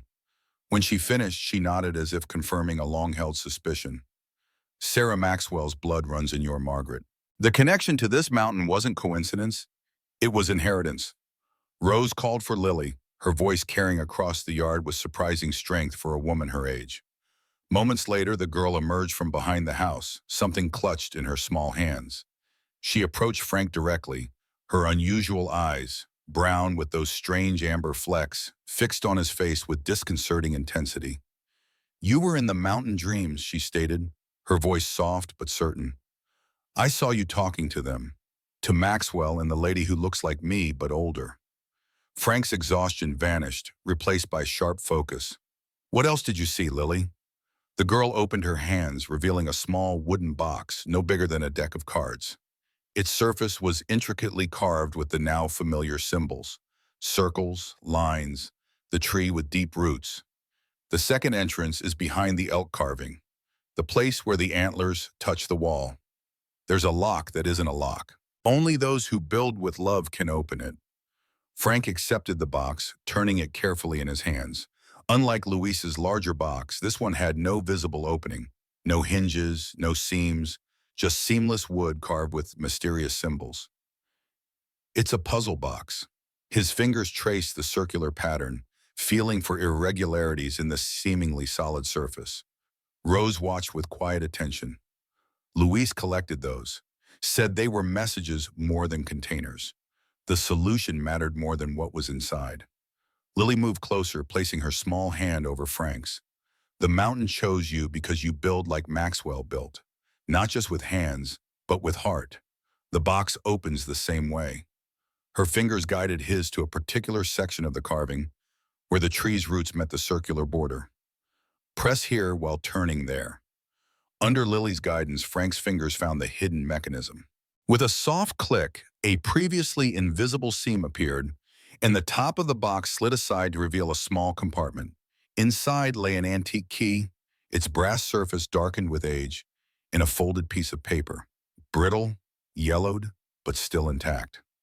With careful fingers, Frank unfolded the paper to reveal a detailed map, not of the mountain's surface, but of something beneath it. Tunnels, chambers, and what appeared to be survey markings spread across the page in faded ink. In the corner, Maxwell's distinctive handwriting noted simply, "The true silver is the truth itself." Jake leaned forward, studying the map with professional interest. "That's the old mine system. But this section here," he pointed to an area marked with a different ink color, "isn't on any official survey I've ever seen." Lily nodded, her expression solemn beyond her years. "That's where the voices are, where the truth is hidden. You need to find it before the storm comes again." Frank looked up sharply. "What storm, Lily?" The girl's eyes seemed to focus on something distant, beyond the physical landscape surrounding them. The one with papers instead of rain. The one that will take you away if you don't find the truth first. The hearing. She was talking about the court hearing that could strip away his freedom permanently. Frank refolded the map carefully and pocketed it alongside the key. "Do you know what we'll find in that mine, Lily?" For the first time, uncertainty flickered across the girl's face. The mountain only shows pieces, never the whole picture at once. But whatever's there, the Shadow Man wants it badly. He comes in dreams too, but not good ones. His dreams smell like fire and taste like metal. Rose placed a protective hand on her granddaughter's shoulder. "Lily's been dreaming about a man in a black suit for months now, always searching, always angry. Started around the time Blackwood began buying properties." Frank thought of Richard meeting with Blackwood, of the fraudulent psychiatric report, of the security team searching his camp. Pieces of a puzzle were starting to connect, forming a picture more complex than a simple family disagreement about elder care. If Blackwood wanted what lay hidden in Maxwell's mind badly enough to manipulate Richard and corrupt the legal system, the stakes were higher than Frank had imagined. Before they could discuss further, the distant sound of vehicles on the forest road reached them. Multiple engines, moving fast. Rose reacted instantly, ushering Lily toward the house. "Blackwood's men. They've been watching the property. You need to leave, now. Take the old logging trail behind the barn. It connects to the high ridge above your cabin. They won't know that route." Frank hesitated, unwilling to bring trouble to Rose's doorstep. "They'll question you, maybe worse." Rose's expression hardened, years of mountain resilience shining through the lines in her face. "This land has faced worse threats than Victor Blackwood. I can handle his men." She pressed a small cloth bundle into Frank's hands, herbs tied with twine, "for the last of that fever. Now go, find what Maxwell hid." Jake led the way to the logging trail, Frank and Ranger following as quickly as Frank's still recovering body would allow. They just reached the cover of trees when 3 black SUVs pulled into Rose's yard, disgorging men in dark clothing who moved with the practiced efficiency of private security. From their hidden vantage point, Frank caught a glimpse of Blackwood himself emerging from the lead vehicle, tall, expensively dressed, his silver hair cut with precision that matched his cold expression.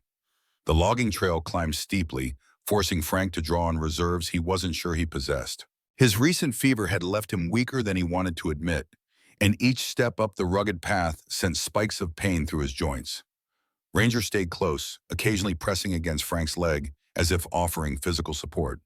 Jake moved ahead, scouting the route, then waiting for them to catch up before proceeding.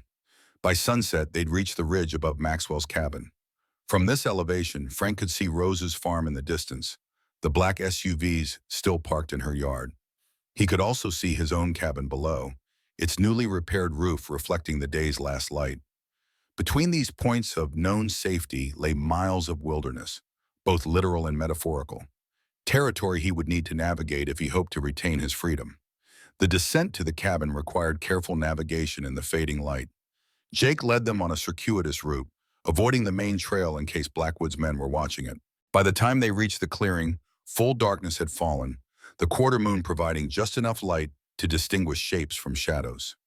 "Something's wrong," Jake whispered, gesturing toward the cabin. The door stood ajar when they'd left it securely closed.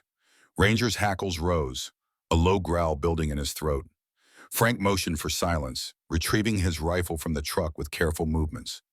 Together, they approached the cabin, alert for any sign of intruders. The interior was dark, but as their eyes adjusted, the evidence of searching became clear. Supplies overturned, Frank's few possessions scattered across the dirt floor, his sleeping pad slashed open. "They've been looking for the map," Jake muttered, examining the destruction. "Didn't find it, so they tore the place apart out of spite." Frank moved toward the rear wall, where the narrow fissure led to Maxwell's workshop. His heart sank as he found it. Wider now, the opening crudely expanded by tools and brute force. They'd found the workshop. Inside the cave, the damage continued. Shelves had been emptied, their carefully preserved contents dumped onto the dirt floor. The workbench was overturned, drawers removed and smashed. Whoever had searched the space had been thorough and destructive, showing no respect for Maxwell's century-old sanctuary. But as Frank surveyed the wreckage, he noticed something odd. The searchers had focused entirely on containers, jars, drawers, boxes, places where objects might be hidden. They'd paid no attention to the cave itself, to the very rock that formed its walls, including the area where Maxwell's elk carving hung, its copper antlers touching the stone wall behind it. Lily's words returned with sudden clarity. "The second entrance is behind the elk carving, the place where the antlers touch the wall." Frank moved to the carving, which had been knocked askew but not removed. Carefully, he straightened it, observing how the antlers made contact with the rock face. Nothing seemed unusual until he applied gentle pressure, the same way Lily had shown him to open the puzzle box. Something clicked inside the wall, and a section of stone shifted slightly, revealing a narrow opening just wide enough for a man to squeeze through sideways. Jake stared in amazement. They missed it completely, tore the place apart looking for something valuable, and never realized the real treasure was the space itself. The passage beyond was dark and smelled of earth and age, the air noticeably cooler than the workshop. Frank retrieved his flashlight from the debris on the floor, relieved to find it still functioning. The beam revealed a rough-hewn tunnel leading deeper into the mountain, shored up with timber supports that had darkened with decades of exposure to the subterranean atmosphere. Maxwell was an engineer first, Jake observed, examining the tunnel's construction with professional appreciation. "These supports are placed with scientific precision. This isn't just a hole in the ground, it's a properly designed access shaft." Frank consulted the map from the puzzle box, orienting himself to the faded markings. "If this is correct, this tunnel connects directly to the main mine system about a quarter-mile in. But there's a chamber marked here." He indicated a space drawn in different ink. "That's not part of the original mine. That's where we need to go." Ranger whined softly, pressing against Frank's leg with unusual urgency. The dog sensed something about the tunnel that human perception missed, something that made him both anxious and alert. Frank rubbed the dog's ears reassuringly. "We'll be careful, old boy. Promise." As they prepared to enter the tunnel, a sound from outside the workshop froze them in place. Vehicle engines, growing louder as they approached the cabin. Blackwood's men, returning to continue their search, or perhaps to set up surveillance. There was no time to retreat or find alternative shelter. Frank made a quick decision. The tunnel. Now, it's our only option. Without waiting for agreement, he slipped into the narrow opening, Ranger following close behind. Jake hesitated only briefly before joining them, pulling the hidden door closed from the inside. Darkness enveloped them completely until Frank activated his flashlight, the beam creating more shadows than illumination in the confined space. They moved deeper into the mountain, following the ancient passage that Samuel Maxwell had created nearly a century earlier. The air grew cooler with each step, carrying a mineral scent that spoke of depths where sunlight never reached. Water dripped somewhere ahead, the soft patter echoing through the tunnel like distant Morse code. Ranger moved with unusual caution, staying close to Frank's side rather than ranging ahead as was his normal habit. After several minutes of careful progress, the tunnel widened into a small chamber. Frank's flashlight revealed walls covered with the now familiar symbols, circles, interconnected lines, the tree with deep roots, carved directly into the rock face with painstaking precision.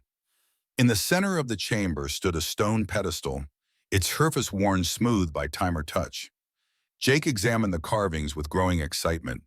These aren't just decorations. They're a map of the mind system, three-dimensional, showing depths and connections that wouldn't be visible on a flat drawing. Frank approached the pedestal, noting a depression in its center, a keyhole sized perfectly for the brass key from the puzzle box.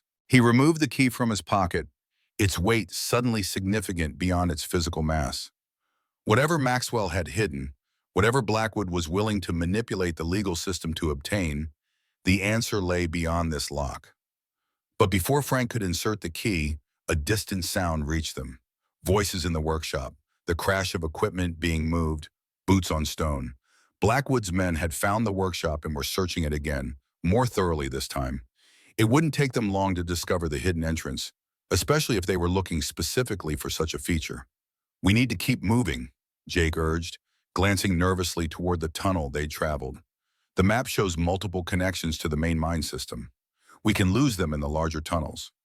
Frank weighed their options quickly. The pedestal and its lock clearly guarded something important, but they had no time to investigate now, not with pursuit so close. He pocketed the key again and consulted the map, identifying a tunnel on the far side of the chamber that should lead deeper into the mountain. They had just reached this second passage when light spilled into the chamber behind them, flashlight beams probing the darkness, accompanied by excited voices. They'd been discovered. Frank doused his own light immediately, relying on touch to guide them into the continuing tunnel. Ranger pressed against his leg, the dog's superior night vision helping navigate the uneven floor. The new tunnel descended more steeply, the air growing noticeably colder as they moved deeper into the mountain. Behind them, voices echoed off stone, instructions being shouted as Blackwood's men organized their pursuit. Frank's heart pounded against his ribs, not just from exertion, but from the realization that they were being hunted underground, in a maze of tunnels they barely understood, by men who wouldn't hesitate to use violence. Just as the sounds of pursuit grew alarmingly close, the tunnel before them opened suddenly into a vast space where their footsteps echoed differently. Frank risked activating his flashlight for a split second, enough to confirm they'd reached the main mine shaft, a cavernous tunnel reinforced with heavy timbers, wide enough for mining carts on rails that still remain, rusted but intact. Jake oriented himself quickly. "Mine runs east-west here. East leads back toward town, probably multiple exits. West goes deeper, toward where Blackwood's been buying property." Frank consulted the map, struggling to match its faded markings to their current location. The chamber Maxwell had marked with different ink appeared to branch off the main shaft about half a mile to the west, deeper into the mountain, away from town. Whatever Maxwell had hidden, he'd placed it far from casual discovery. The decision was made for them as flashlight beams appeared in the tunnel behind them, accompanied by shouts of discovery. "West it is," Frank muttered, leading them deeper into the mine. As they moved, he couldn't shake the feeling that they were being driven rather than simply fleeing, herded towards something Blackwood wanted them to find, or perhaps away from something he didn't want discovered. The main shaft continued for what seemed like endless minutes, their pace slowed by the need for quiet movement and the uneven footing. Water had seeped through in places, creating slick patches that threatened treacherous falls. The sounds of pursuit remained constant, not gaining but not falling behind either, as if their hunters were content to maintain pressure without forcing confrontation. According to the map, they should be approaching the turnoff to Maxwell's marked chamber. Frank slowed their pace, searching the wall for any sign of a branch tunnel. The flashlight beam revealed only solid rock where the map indicated an opening should be. "It's not here," Jake whispered, frustration evident in his voice. "Map must be wrong or the passage collapsed at some point." Ranger, however, had other ideas. The dog moved purposefully to a section of wall that appeared identical to the surrounding rock, sniffing intently at its base. Frank followed, running his hand over the seemingly solid surface. Something felt different. The texture subtly changed under his fingertips, the temperature slightly warmer than the surrounding stone. A false wall, he realized, remembering Maxwell's engineering background, disguised to match the surrounding tunnel, but actually constructed of different material. Frank pressed experimentally, feeling slight give beneath his hand. The puzzle box opened with pressure and rotation. Perhaps this door used the same principle. As Ranger watched with apparent approval, Frank applied firm pressure while simultaneously rotating his palm clockwise. Something clicked within the wall, and a section roughly 3 feet wide swung inward on silent hinges, revealing a dark passage beyond. Maxwell's hidden chamber, concealed not just from casual discovery, but from anyone who didn't understand the builder's methods. They slipped through the opening, Jake pulling the false door closed behind them. The passage beyond was different from the mine tunnels. Carefully finished, the walls smooth and the floor level, more like a corridor in a building than a mining shaft. Frank's flashlight revealed more symbols carved at regular intervals, guiding them deeper into Maxwell's secret. The passage ended at another door, this one made of wood reinforced with metal bands. In its center was a keyhole that matched the brass key Frank carried. Behind them, muffled by the false wall but still audible, came the sounds of their pursuers, moving past the hidden entrance without discovering it. For now, at least, they were safe. Frank inserted the key into the lock, feeling resistance followed by a solid click as tumblers fell into place. The door swung inward on well-oiled hinges, revealing a chamber that stopped all three of them in their tracks. Maxwell's secret room was a library and archive, its walls lined with shelves holding journals, maps, and mechanical drawings. A large table occupied the center, spread with documents protected by glass covers.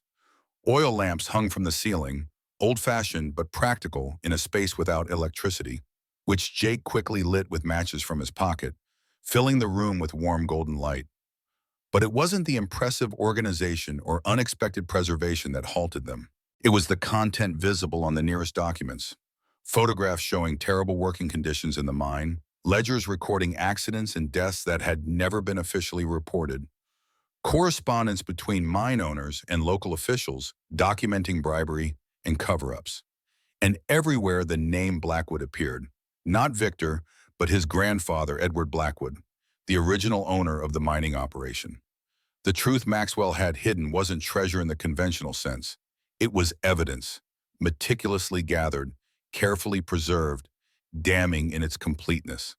Evidence that the Blackwood fortune was built on exploitation, corruption, and at least 20 deaths that had been deliberately concealed from authorities and the public. Frank moved slowly around the room, examining documents with growing understanding. This is what Blackwood's been searching for. Not silver, not gold, but the proof of what his family did to build their empire. Maxwell didn't just leave the mine because he wanted solitude. He left because he was gathering evidence against the Blackwoods. Jake studied a set of engineering drawings with professional interest. Maxwell redesigned the mine ventilation system after a collapse killed 3 men. His plans were rejected by management as too expensive. He documented everything: the dangerous conditions, the accidents, the bribes to inspectors. He built this hidden archive as insurance. As they explored further, Frank discovered a section of shelving dedicated to personal papers, letters, photographs, journals. Among them was a leather album containing family photographs, including several of Sarah Maxwell, the woman who looked so remarkably like Margaret. And there, in faded handwriting on the album's last page, was the confirmation of Rose's statement: Sarah Maxwell Taylor, my beloved sister, with her daughter Eleanor, 1932. Taylor, Margaret's maiden name. The connection was undeniable. Margaret had been Sarah Maxwell's granddaughter, which meant Frank's children were direct descendants of the man who had built this cabin and hidden this evidence. The mountain had called to Frank not by coincidence, but through blood and inheritance. Margaret had known about their family connection to this place, had perhaps even known about Maxwell's hidden evidence, which explained her final letter urging Frank to find his mountains. Before they could process these revelations fully, A sound from the passage outside reached them. Footsteps approaching the wooden door. The false wall had been discovered. Frank moved quickly to the table, gathering the most damning evidence: photographs, letters, the ledger of concealed deaths. Jake extinguished the oil lamps, plunging the room into darkness broken only by the thin beam of Frank's flashlight. The door handle turned slowly, testing whether it was locked. Finding resistance, whoever was outside began applying pressure, wood creaking under strain. Frank searched frantically for another exit, finding none. They were trapped in Maxwell's archive, with Blackwood's men seconds from breaking through their only escape route. Then Ranger, who had been exploring the room's perimeter, began pawing urgently at a section of flooring in the far corner. Frank directed his flashlight to the spot, revealing a trapdoor cleverly concealed in the wooden planks. Of course, Maxwell would have ensured a secondary exit for his most important secret. Jake helped Frank lift the heavy door, revealing a narrow shaft with metal rungs embedded in its wall, a ladder leading down to yet another level of the mine. As the wooden door began to splinter under repeated blows, they descended into the darkness below. Ranger held awkwardly in Frank's arms, the precious evidence secured in Jake's pack. The ladder ended in a narrow tunnel that sloped gently upward, its direction suggesting it might eventually reach the surface. They moved as quickly as darkness and caution allowed, aware of voices echoing down the shaft behind them. Blackwood's men had broken through and discovered their escape route. After what seemed like an eternity of tense movement through the claustrophobic passage, Frank detected a change in the air, fresher, carrying the scent of pine and night. Ahead, starlight filtered through what appeared to be a tangle of roots and earth. The tunnel's exit was concealed beneath a fallen tree, its massive root system providing both cover and structural support for the opening. They emerged into the forest night, disoriented but relieved to be above ground again. Based on the position of the stars and the silhouette of the mountain against the sky, Frank estimated they were about a mile west of his cabin, closer to the valley where Cricket Song nestled among its protective hills. As they caught their breath, the implications of what they'd discovered sank in.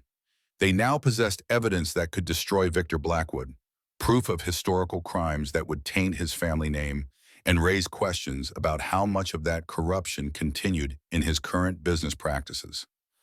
It was leverage that might counter Richard's guardianship petition, but using it meant confronting one of the most powerful men in the region. Maxwell had hidden this evidence nearly a century ago, waiting for someone who would use it properly.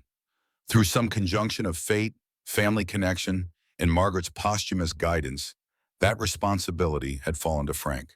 As he stood in the moonlit forest, evidence of long-buried crimes in his possession and the hearing that would determine his freedom less than 36 hours away, Frank Heartland understood that the mountain had chosen him for a purpose larger than his own independence. The truth, as Maxwell had noted on his map, was indeed the real treasure. Now Frank had to ensure it saw the light of day before Blackwood's influence and Richard's legal maneuvering could silence him permanently. Dawn broke over the Appalachian ridges as Frank, Jake, and Ranger emerged from the forest onto a service road that would eventually connect with the main highway into Cricket Song. The night's escape from the mine had left them exhausted and disoriented, but alive and, most importantly, in possession of evidence that might change everything. The documents in Jake's pack represented more than just century-old crimes. They were Frank's lifeline to freedom. The road stretched empty before them, no sign of Blackwood's men or other pursuit. Either they'd lost their hunters in the complex mine system, or their enemies had prioritized securing the archive over immediate capture. Neither possibility offered much comfort. They still needed to reach town, present their evidence, and somehow counter Richard's legal maneuvering before tomorrow morning's hearing. Frank's body reminded him of recent illness with every step. Fever had sapped his strength, and the night's desperate flight through underground tunnels had depleted what little reserves remained. Yet the mountains had taught him an essential truth. Endurance mattered more than strength. One step followed by another, repeated as necessary, would eventually bring any destination within reach. Ranger alerted first to the approaching vehicle, a battered pickup that rounded the bend and slowed at the sight of three figures on the empty road. Jake stepped forward, positioning himself slightly in front of Frank, but his tension eased as the driver's window rolled down to reveal Sheriff Collins's weathered face. My deputy spotted Blackwood's security team tearing up the mountain near your cabin. Figured whatever stirred up that hornet's nest might need extraction. Collins surveyed their mud-streaked clothing and exhausted expressions with professional assessment. Found something worth hiding from, I take it? Frank patted the pack containing Maxwell's evidence. Something worth fighting for. More than just my freedom now. Collins nodded toward the truck bed. Better get in then. Your son's hearing is set for 10 tomorrow morning. Judge Patterson presiding. And your daughter's been asking uncomfortable questions all over town. Might be worth talking to her before Richard realizes she's having doubts. The ride into Cricket Song took them past Rose Martinez's property. Frank scanned the farm anxiously for signs of disturbance, relieved to see no black SUVs in the yard. Rose stood in her garden, seemingly engaged in normal morning harvesting, but her eyes followed the sheriff's truck as it passed. She raised one hand in a subtle gesture that might have been merely brushing hair from her face but conveyed clear meaning to Frank. She was unharmed, and Lily was safe. Collins drove directly to the sheriff's office, bypassing the town center where they might be noticed. The small building sat slightly apart from Cricket Song's other municipal structures, offering discretion that Frank increasingly appreciated. Inside, Collins led them to a back room normally used for evidence storage. Lock the door. Take whatever time you need to organize what you've found. Coffee's in the pot if you want it. Frank spread Maxwell's documents across the metal table while Jake poured coffee into chipped department mugs. The evidence, viewed in proper light rather than the frantic illumination of flashlights, was even more damning than their initial assessment had suggested. Edward Blackwood hadn't merely concealed workplace accidents. He'd actively created conditions that guaranteed them, prioritizing profit over safety with full knowledge of the consequences. Most disturbing were the personnel records documenting the aftermath. Families paid minimal settlements and forced to sign non-disclosure agreements. Local officials bribed to falsify death certificates. Company doctors pressured to attribute fatalities to natural causes rather than mine conditions. 23 miners had died during Edward Blackwood's ownership, yet official records acknowledged only 3 accidents, all blamed on worker negligence. Maxwell had meticulously documented it all, gathering evidence during his time as mine engineer and continuing his investigation after establishing his cabin retreat. His journals revealed a man consumed by the pursuit of justice, unwilling to be silenced by threats or bribes. The final entries suggested he was preparing to take his evidence to federal authorities when he disappeared in 1927. Jake examined the documentation with growing appreciation for Maxwell's thoroughness. This isn't just historical interest. The statute of limitations has expired on these specific crimes, but the pattern of corruption extends to current Blackwood operations. Several of these falsified property records directly connect to land Victor Blackwood has acquired recently. He's built his empire on the same fraudulent foundation his grandfather established. Frank focused on the personal connection that had drawn him unwittingly into this decades-old conflict. The photographs and letters confirming Sarah Maxwell's relationship to Margaret explained so much about his wife's final message. She'd known about her family history, perhaps even about Maxwell's evidence, and had tried to guide Frank toward this discovery when she realized her children would attempt to control his future. Find your mountains. The instruction wasn't merely poetic. It was a specific directive to the place where truth lay hidden. The telephone interrupted their analysis, Colin's voice calling from the outer office. Frank, your daughter's here. Came in asking about you. Says she needs to talk before the hearing. Frank gathered the most critical evidence into a folder while Jake secured the rest. Amanda's arrival represented both opportunity and risk. She might be genuinely questioning Richard's actions, or she could be executing another aspect of Blackwood's plan. Either way, Frank couldn't afford to dismiss potential allies when tomorrow's hearing loomed so near. Amanda Harlan Spencer stood awkwardly in the sheriff's office, her tailored business attire and salon-maintained hair marking her as distinctly out of place among the rural law enforcement furnishings. At 42, she resembled Margaret more than Richard did, the same high cheekbones and direct gaze, though her expression currently wavered between determination and uncertainty. When Frank entered, her composure briefly crumbled. Dad, I've been looking everywhere for you. She stepped forward as if to embrace him, then hesitated, registering his exhausted state and mud-streaked clothing. What's happened to you? Frank studied his daughter's face, searching for the little girl who once asked for bedtime stories about building cabins in the woods. Somewhere beneath the corporate polish and suburban life choices, that curious child remained. The one who had watched him work with wonder before society taught her that security meant conformity. You might want to ask your brother that question, or his new business partner. Amanda's expression shifted from concern to confusion, then to something harder. Richard told me you were having episodes, paranoid thoughts, that you needed professional care for your own safety. Her gaze traveled to Sheriff Collins, to Jake, to the folder clutched in Frank's hand. But he's been acting strange ever since he started meeting with Victor Blackwood. Secretive, aggressive. Yesterday he told me to go home, that he'd handle everything. That's not like him. Frank made a swift decision, based not on strategic calculation, but on instinct honed through 73 years of reading people. He opened the folder and placed a photograph before Amanda. Miners carrying a blanket-covered stretcher from a tunnel entrance. Edward Blackwood, visible in the background, checking his pocket watch with obvious impatience. That's Victor's grandfather, overseeing the removal of a body they never officially reported. There are 20 more like it. Your brother's new partner built his fortune on covered-up deaths, falsified records, and stolen land.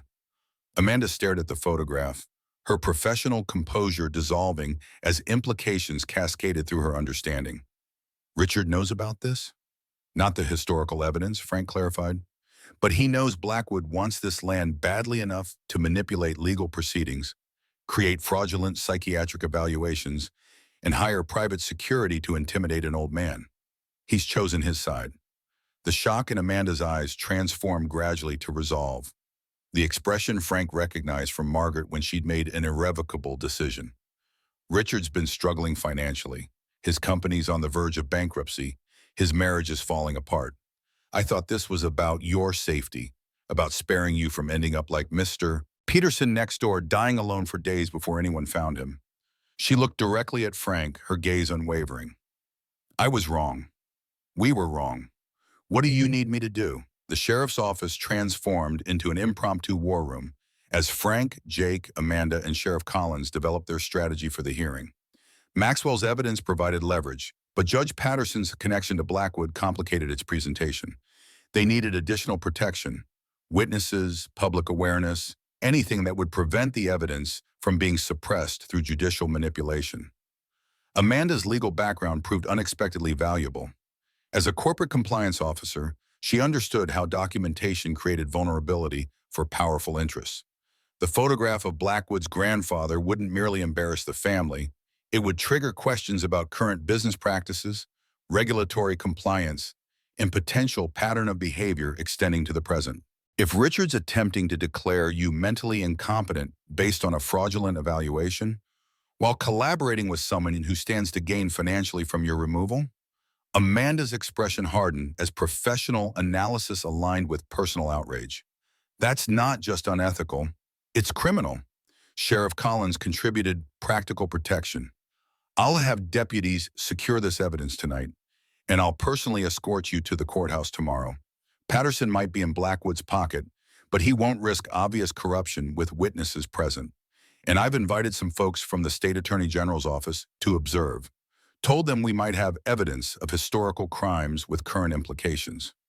As evening approached, Frank felt a strange calm settling over him. Not resignation, but clarity. The battle for his freedom had expanded beyond personal independence to encompass historical justice and protection of the mountain itself. Whatever happened at tomorrow's hearing, he had already achieved what mattered most.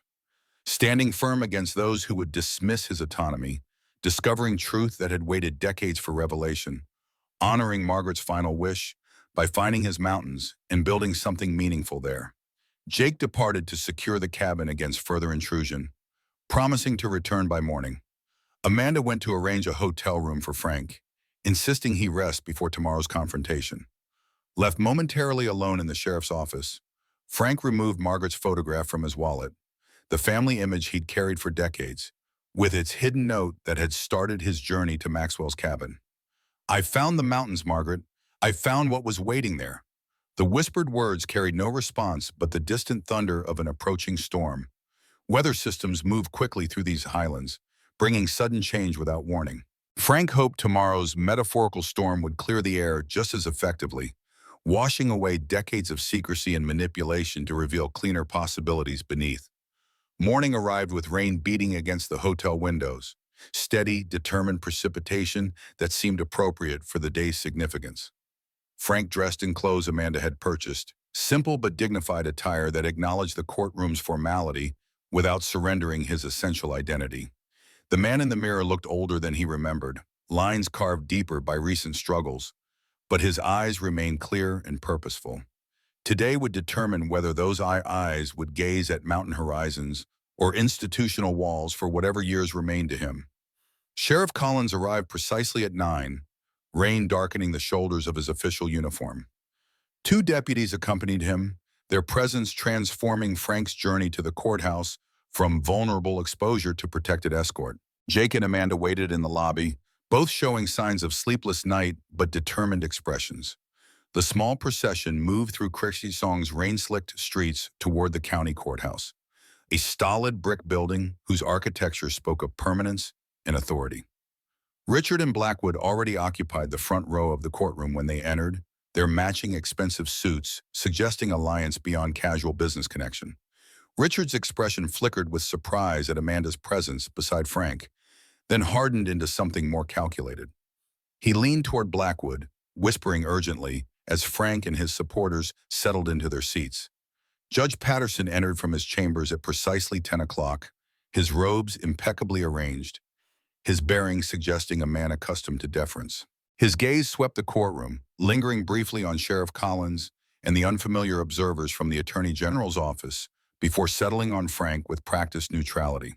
This is a closed hearing regarding the petition for emergency guardianship of Franklin Joseph Heartland, allegedly suffering from cognitive decline, rendering him incapable of managing his affairs or ensuring his personal safety. Richard's attorney, a sleek professional whose services clearly exceeded a construction company owner's normal budget, presented the case with practiced precision. Mr. Heartland has demonstrated increasingly erratic behavior following his wife's death 6 years ago, culminating in his unauthorized departure from Sunset Valley Assisted Living, where he had been placed for his own protection. Expert evaluation by Dr. Wesley Hoffman indicates paranoid ideation, cognitive impairment, and potential danger to himself through inability to recognize limitations associated with advanced age. Frank listened without visible reaction as his life was reduced to clinical terminology and strategic omissions. The attorney referenced his wilderness retreat without mentioning the restored cabin, his resistance to medical assessment without acknowledging the fraudulent evaluation, his concerning isolation without recognizing the community he'd found among mountain residents. Each mischaracterization added weight to the invisible chains being forged for his remaining years. When Richard took the witness stand, Frank finally saw his son clearly. Not the corporate success or disappointed custodian, but a man terrified of his own precarious position, willing to sacrifice his father's freedom to secure his personal stability. I've tried everything to help him understand he can't live alone anymore. He's having delusions, believing people are conspiring against him, refusing reasonable medical care. Richard's voice carried practiced concern. We just want him safe, where professionals can give him the support he needs. Judge Patterson nodded sympathetically, his attention focused on the documents before him rather than the man whose fate they would determine. The evaluation seems quite comprehensive. Dr. Hoffman's assessment leaves little room for alternative interpretation. Unless there's compelling evidence to contradict these findings, I'm inclined to grant the emergency guardianship petition. Frank's attorney, hastily arranged by Amanda the previous evening, rose with deliberate calm. Your Honor, we contest both the procedural validity and factual accuracy of these claims. Dr. Hoffman never personally examined Mr. Heartland. The evaluation was conducted solely through interviews with the petitioner, representing a clear violation of professional standards and due process. The courtroom's atmosphere shifted perceptibly as Judge Patterson's expression sharpened. That's a serious allegation, Counselor. Do you have evidence supporting this claim? In response, Frank's attorney presented Margaret's complete letter, the final message Frank had discovered among Richard's files. revealing her explicit support for Frank's independent lifestyle and her expectation that their children might attempt to override his choices. Alongside this emotional testimony, he presented documentation from Emma, the Sunset Valley nurse who had confirmed no legitimate cognitive assessment had ever been conducted. Richard's confident expression faltered as the procedural foundation of his case began crumbling. Judge Patterson's attention, previously divided between the proceedings and whatever thoughts occupied judicial minds, focused fully on the emerging narrative of manipulation. But it was the introduction of Maxwell's evidence that truly transformed the hearing. Your Honor, Frank's attorney continued, we have discovered documentation suggesting Mr. Richard Harlan's petition may be motivated by financial interests rather than genuine concern for his father's welfare. He has entered into business arrangements with Victor Blackwood, who stands to gain significantly from Mr. Harlan's removal from property adjacent to planned development. Blackwood surged to his feet, outrage overwhelming discretion. This is absurd. Historical photographs have no bearing on a modern guardianship case. His reaction only validated the connection, drawing Judge Patterson's attention more firmly to the evidence being presented. One by one, Maxwell's meticulously preserved documents revealed their secrets. The covered-up deaths, the falsified records, the pattern of corruption that stretched from Edward Blackwood's era to the present land acquisitions. Most damning was correspondence between Richard and Blackwood, discovered among the evidence, discussing alternative methods to secure the cabin property if Frank proved difficult to manage through conventional channels.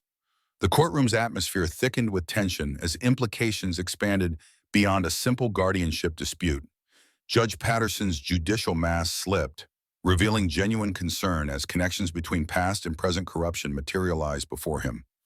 State observers leaned forward, their official interest clearly piqued by potential criminal implications extending far beyond family disagreement. Richard's composed testimony deteriorated into defensive justifications. Blackwood promised to save my company. He said we could develop the entire valley once we secured Dad's cooperation. The cabin site sits on access routes critical for the resort infrastructure. His words tumbled forth, each revelation further undermining his petition while exposing motives having nothing to do with Frank's welfare. The crescendo arrived when Sheriff Collins introduced his final witness, Dr. Rebecca Winters, a geriatric psychiatric specialist who had conducted a legitimate assessment of Frank the previous evening. Her professional evaluation dismantled Hoffman's report with methodical precision, describing Frank as remarkably cognitively intact for his age and showing appropriate decision-making capacity regarding his living situation. She specifically noted that his restoration work on the cabin demonstrated sophisticated planning abilities inconsistent with cognitive decline. Judge Patterson removed his reading glasses, pinching the bridge of his nose as he absorbed the competing narratives before him. The emergency petition for guardianship is denied. Mr. Harlan has demonstrated sufficient cognitive capacity to manage his affairs and make independent decisions regarding his living situation. He replaced his glasses with judicial deliberation. Furthermore, I am referring the fraudulent psychiatric evaluation and potential conspiracy charges to the district attorney for investigation. This court will not be used as a tool to deprive citizens of their liberty for financial gain. The gavel's impact resonated through the courtroom like thunder following lightning, a definitive conclusion to atmospheric tension. Frank remained seated as reaction rippled around him, the weight of victory taking longer to register than the preceding threat had. Freedom, not merely continuation of his mountain exile, but legitimate recognition of his right to choose where and how he would spend his remaining years. Richard avoided Frank's gaze as Blackwood's attorneys huddled around their client, damage control already beginning. Only Amanda approached, her expression a complex mixture of relief, regret, and resolute determination. I'm so sorry, Dad. We thought we were protecting you, but we were just... She hesitated, words inadequate for the magnitude of their misjudgment. Frank felt an unexpected absence of anger. The clarity of recent days had burned away resentment, leaving space for something more constructive. Mistakes look different depending on where you're standing. From your angle, an old man living alone in the mountains probably seemed dangerous. From mine, being locked away from everything that matters looked worse than any risk. Outside the courthouse, rain had yielded to weak sunlight breaking through cloud cover. weather appropriate for new beginnings rather than final judgments. Sheriff Collins coordinated with state officials regarding the evidence, which would require secure processing and official investigation. The historical crimes might be beyond prosecution, but current conspiracy and fraud allegations remain very much within legal reach. Frank declined Amanda's offer to stay at her hotel, choosing instead to return to the cabin with Jake. The mountains were calling him home, not as escape this time, but as the place where purpose and peace intersected most completely. Before departing, he extended an unexpected invitation. Bring your family up this weekend. See what I'm building. Maybe you'll understand better when you're standing where I stand. 3 months transformed Maxwell's cabin beyond recognition. The roof stood complete, shedding winter snow without a single leak. New windows captured morning light while preserving ancient views. The workshop area expanded to accommodate both Maxwell's historical tools and modern equipment Jake had contributed. A covered porch wrapped the southern exposure, providing space for contemplation during evening hours, when the valley below filled with shadow while the peaks still held sunlight. Frank stood on this porch, watching his grandchildren build an enthusiastic, if structurally questionable, a snowman in the clearing. Richard's son, 11 and already showing aptitude for spatial reasoning, had spent the morning learning traditional joinery techniques in the workshop, his natural talent emerging when freed from electronic distractions. Amanda's girls explored the forest with Ranger, discovering tracks and identifying winter-dormant plants under Rose Martinez's patient guidance. Richard himself worked silently beside Frank, splitting kindling with methodical precision. His corporate career hadn't survived the scandal. Blackwood's collapse had taken several associated businesses with it when federal investigations expanded beyond historical evidence to current operations. But the hands that had forgotten manual skill were relearning, finding satisfaction in tangible accomplishment rather than spreadsheet projections. I was building the wrong things, Richard acknowledged, setting another perfectly split piece on the growing pile. Thought security came from controlling what might go wrong instead of creating something that would last. Frank watched his son's hands, soft becoming calloused, tentative becoming confident. Physical work revealed truth about oneself that no amount of theorizing could match. The mountains teach patience. Nothing worthwhile gets built quickly, and nothing lasting comes from cutting corners. He gestured toward the cabin, solid against winter winds. Maxwell understood that. Built this place to outlast himself. Now it's outlasted all the forces that tried to tear it down. Inside, Amanda arranged pine boughs and candles on the reclaimed timber table. Christmas preparations adapted to mountain simplicity. Her banker husband, initially reluctant about wilderness holidays, had discovered unexpected pleasure in disconnection from professional demands. Their weekends at the cabin had become increasingly frequent as autumn yielded to winter. Urban complexity temporarily exchanged for highland clarity. The investigation into Blackwood Enterprises continued, each revelation confirming Maxwell's century-old accusations. Victor Blackwood himself had retreated to undisclosed locations, pursued by regulatory agencies and civil litigation. The luxury resort planned for Cricket Song Valley had been permanently shelved. The land purchased by a conservation trust with anonymous funding that local speculation attributed to Amanda's professional connections. Sheriff Collins visited regularly, bringing news and occasional supplies when weather made travel difficult. Jake had established himself as Frank's unofficial apprentice, learning traditional building techniques while contributing modern knowledge. Between them, they'd expanded Maxwell's workshop documentation into comprehensive manuals for future generations, skills preserved rather than lost to time's passage. Most surprising was Lily Martinez's continued connection to the cabin. The girl who rarely spoke now visited weekly, communing with Ranger and exploring the forest with comfortable familiarity. Rose explained simply, "The mountain chose both of you. Sometimes places know what they need better than people do." Frank kept Maxwell's journal on the cabin's central shelf, occasionally adding entries that continued the original builder's tradition of practical observation mixed with deeper reflection. The copper weather vane, restored and remounted on the roof peak, spun freely in mountain winds, its running elk eternally in motion while remaining paradoxically in place. On certain evenings, when light struck the polished metal at particular angles, Frank sometimes glimpsed a figure standing at the forest's edge, Maxwell perhaps, or possibly Margaret, watching over the continuation of what they'd begun. The grandchildren's laughter drifted through the clearing as their snowman acquired increasingly improbable proportions. Richard joined them, demonstrating proper snowpacking technique with unexpected playfulness. Amanda emerged from the cabin, camera in hand to document the moment, not for social media sharing, but for the growing collection of physical photographs displayed on Maxwell's reclaimed timber walls. Frank observed it all from his porch chair, Ranger dozing contentedly at his feet. The mountains had given him exactly what he'd sought, not mere escape from unwanted constraints, but positive freedom to build meaningful legacy.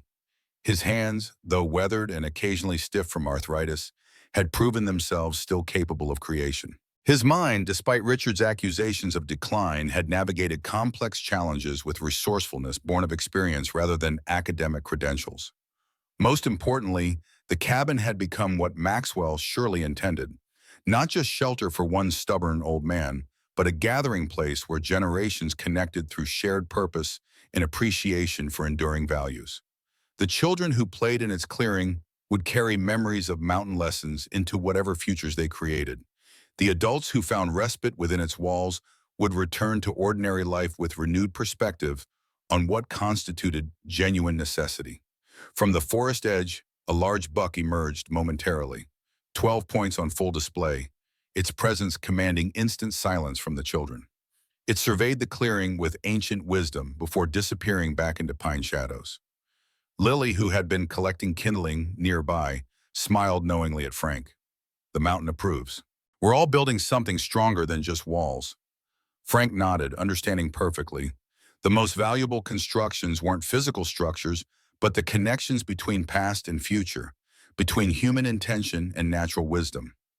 Maxwell had known this truth a century ago, encoding it in cabin foundations designed to outlast their builder.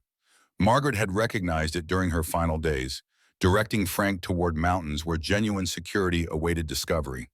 Whatever storms approached, weather systems or life challenges, the cabin would stand, not because its timbers were indestructible, but because its purpose transcended mere physical endurance. Renewal, connection, continuation. These formed the true shelter against time's inevitable erosion. Frank Harlan had found his mountains, built something beautiful there, and discovered that the greatest security came not from avoiding risk, but from creating legacy worthy of whatever years remained.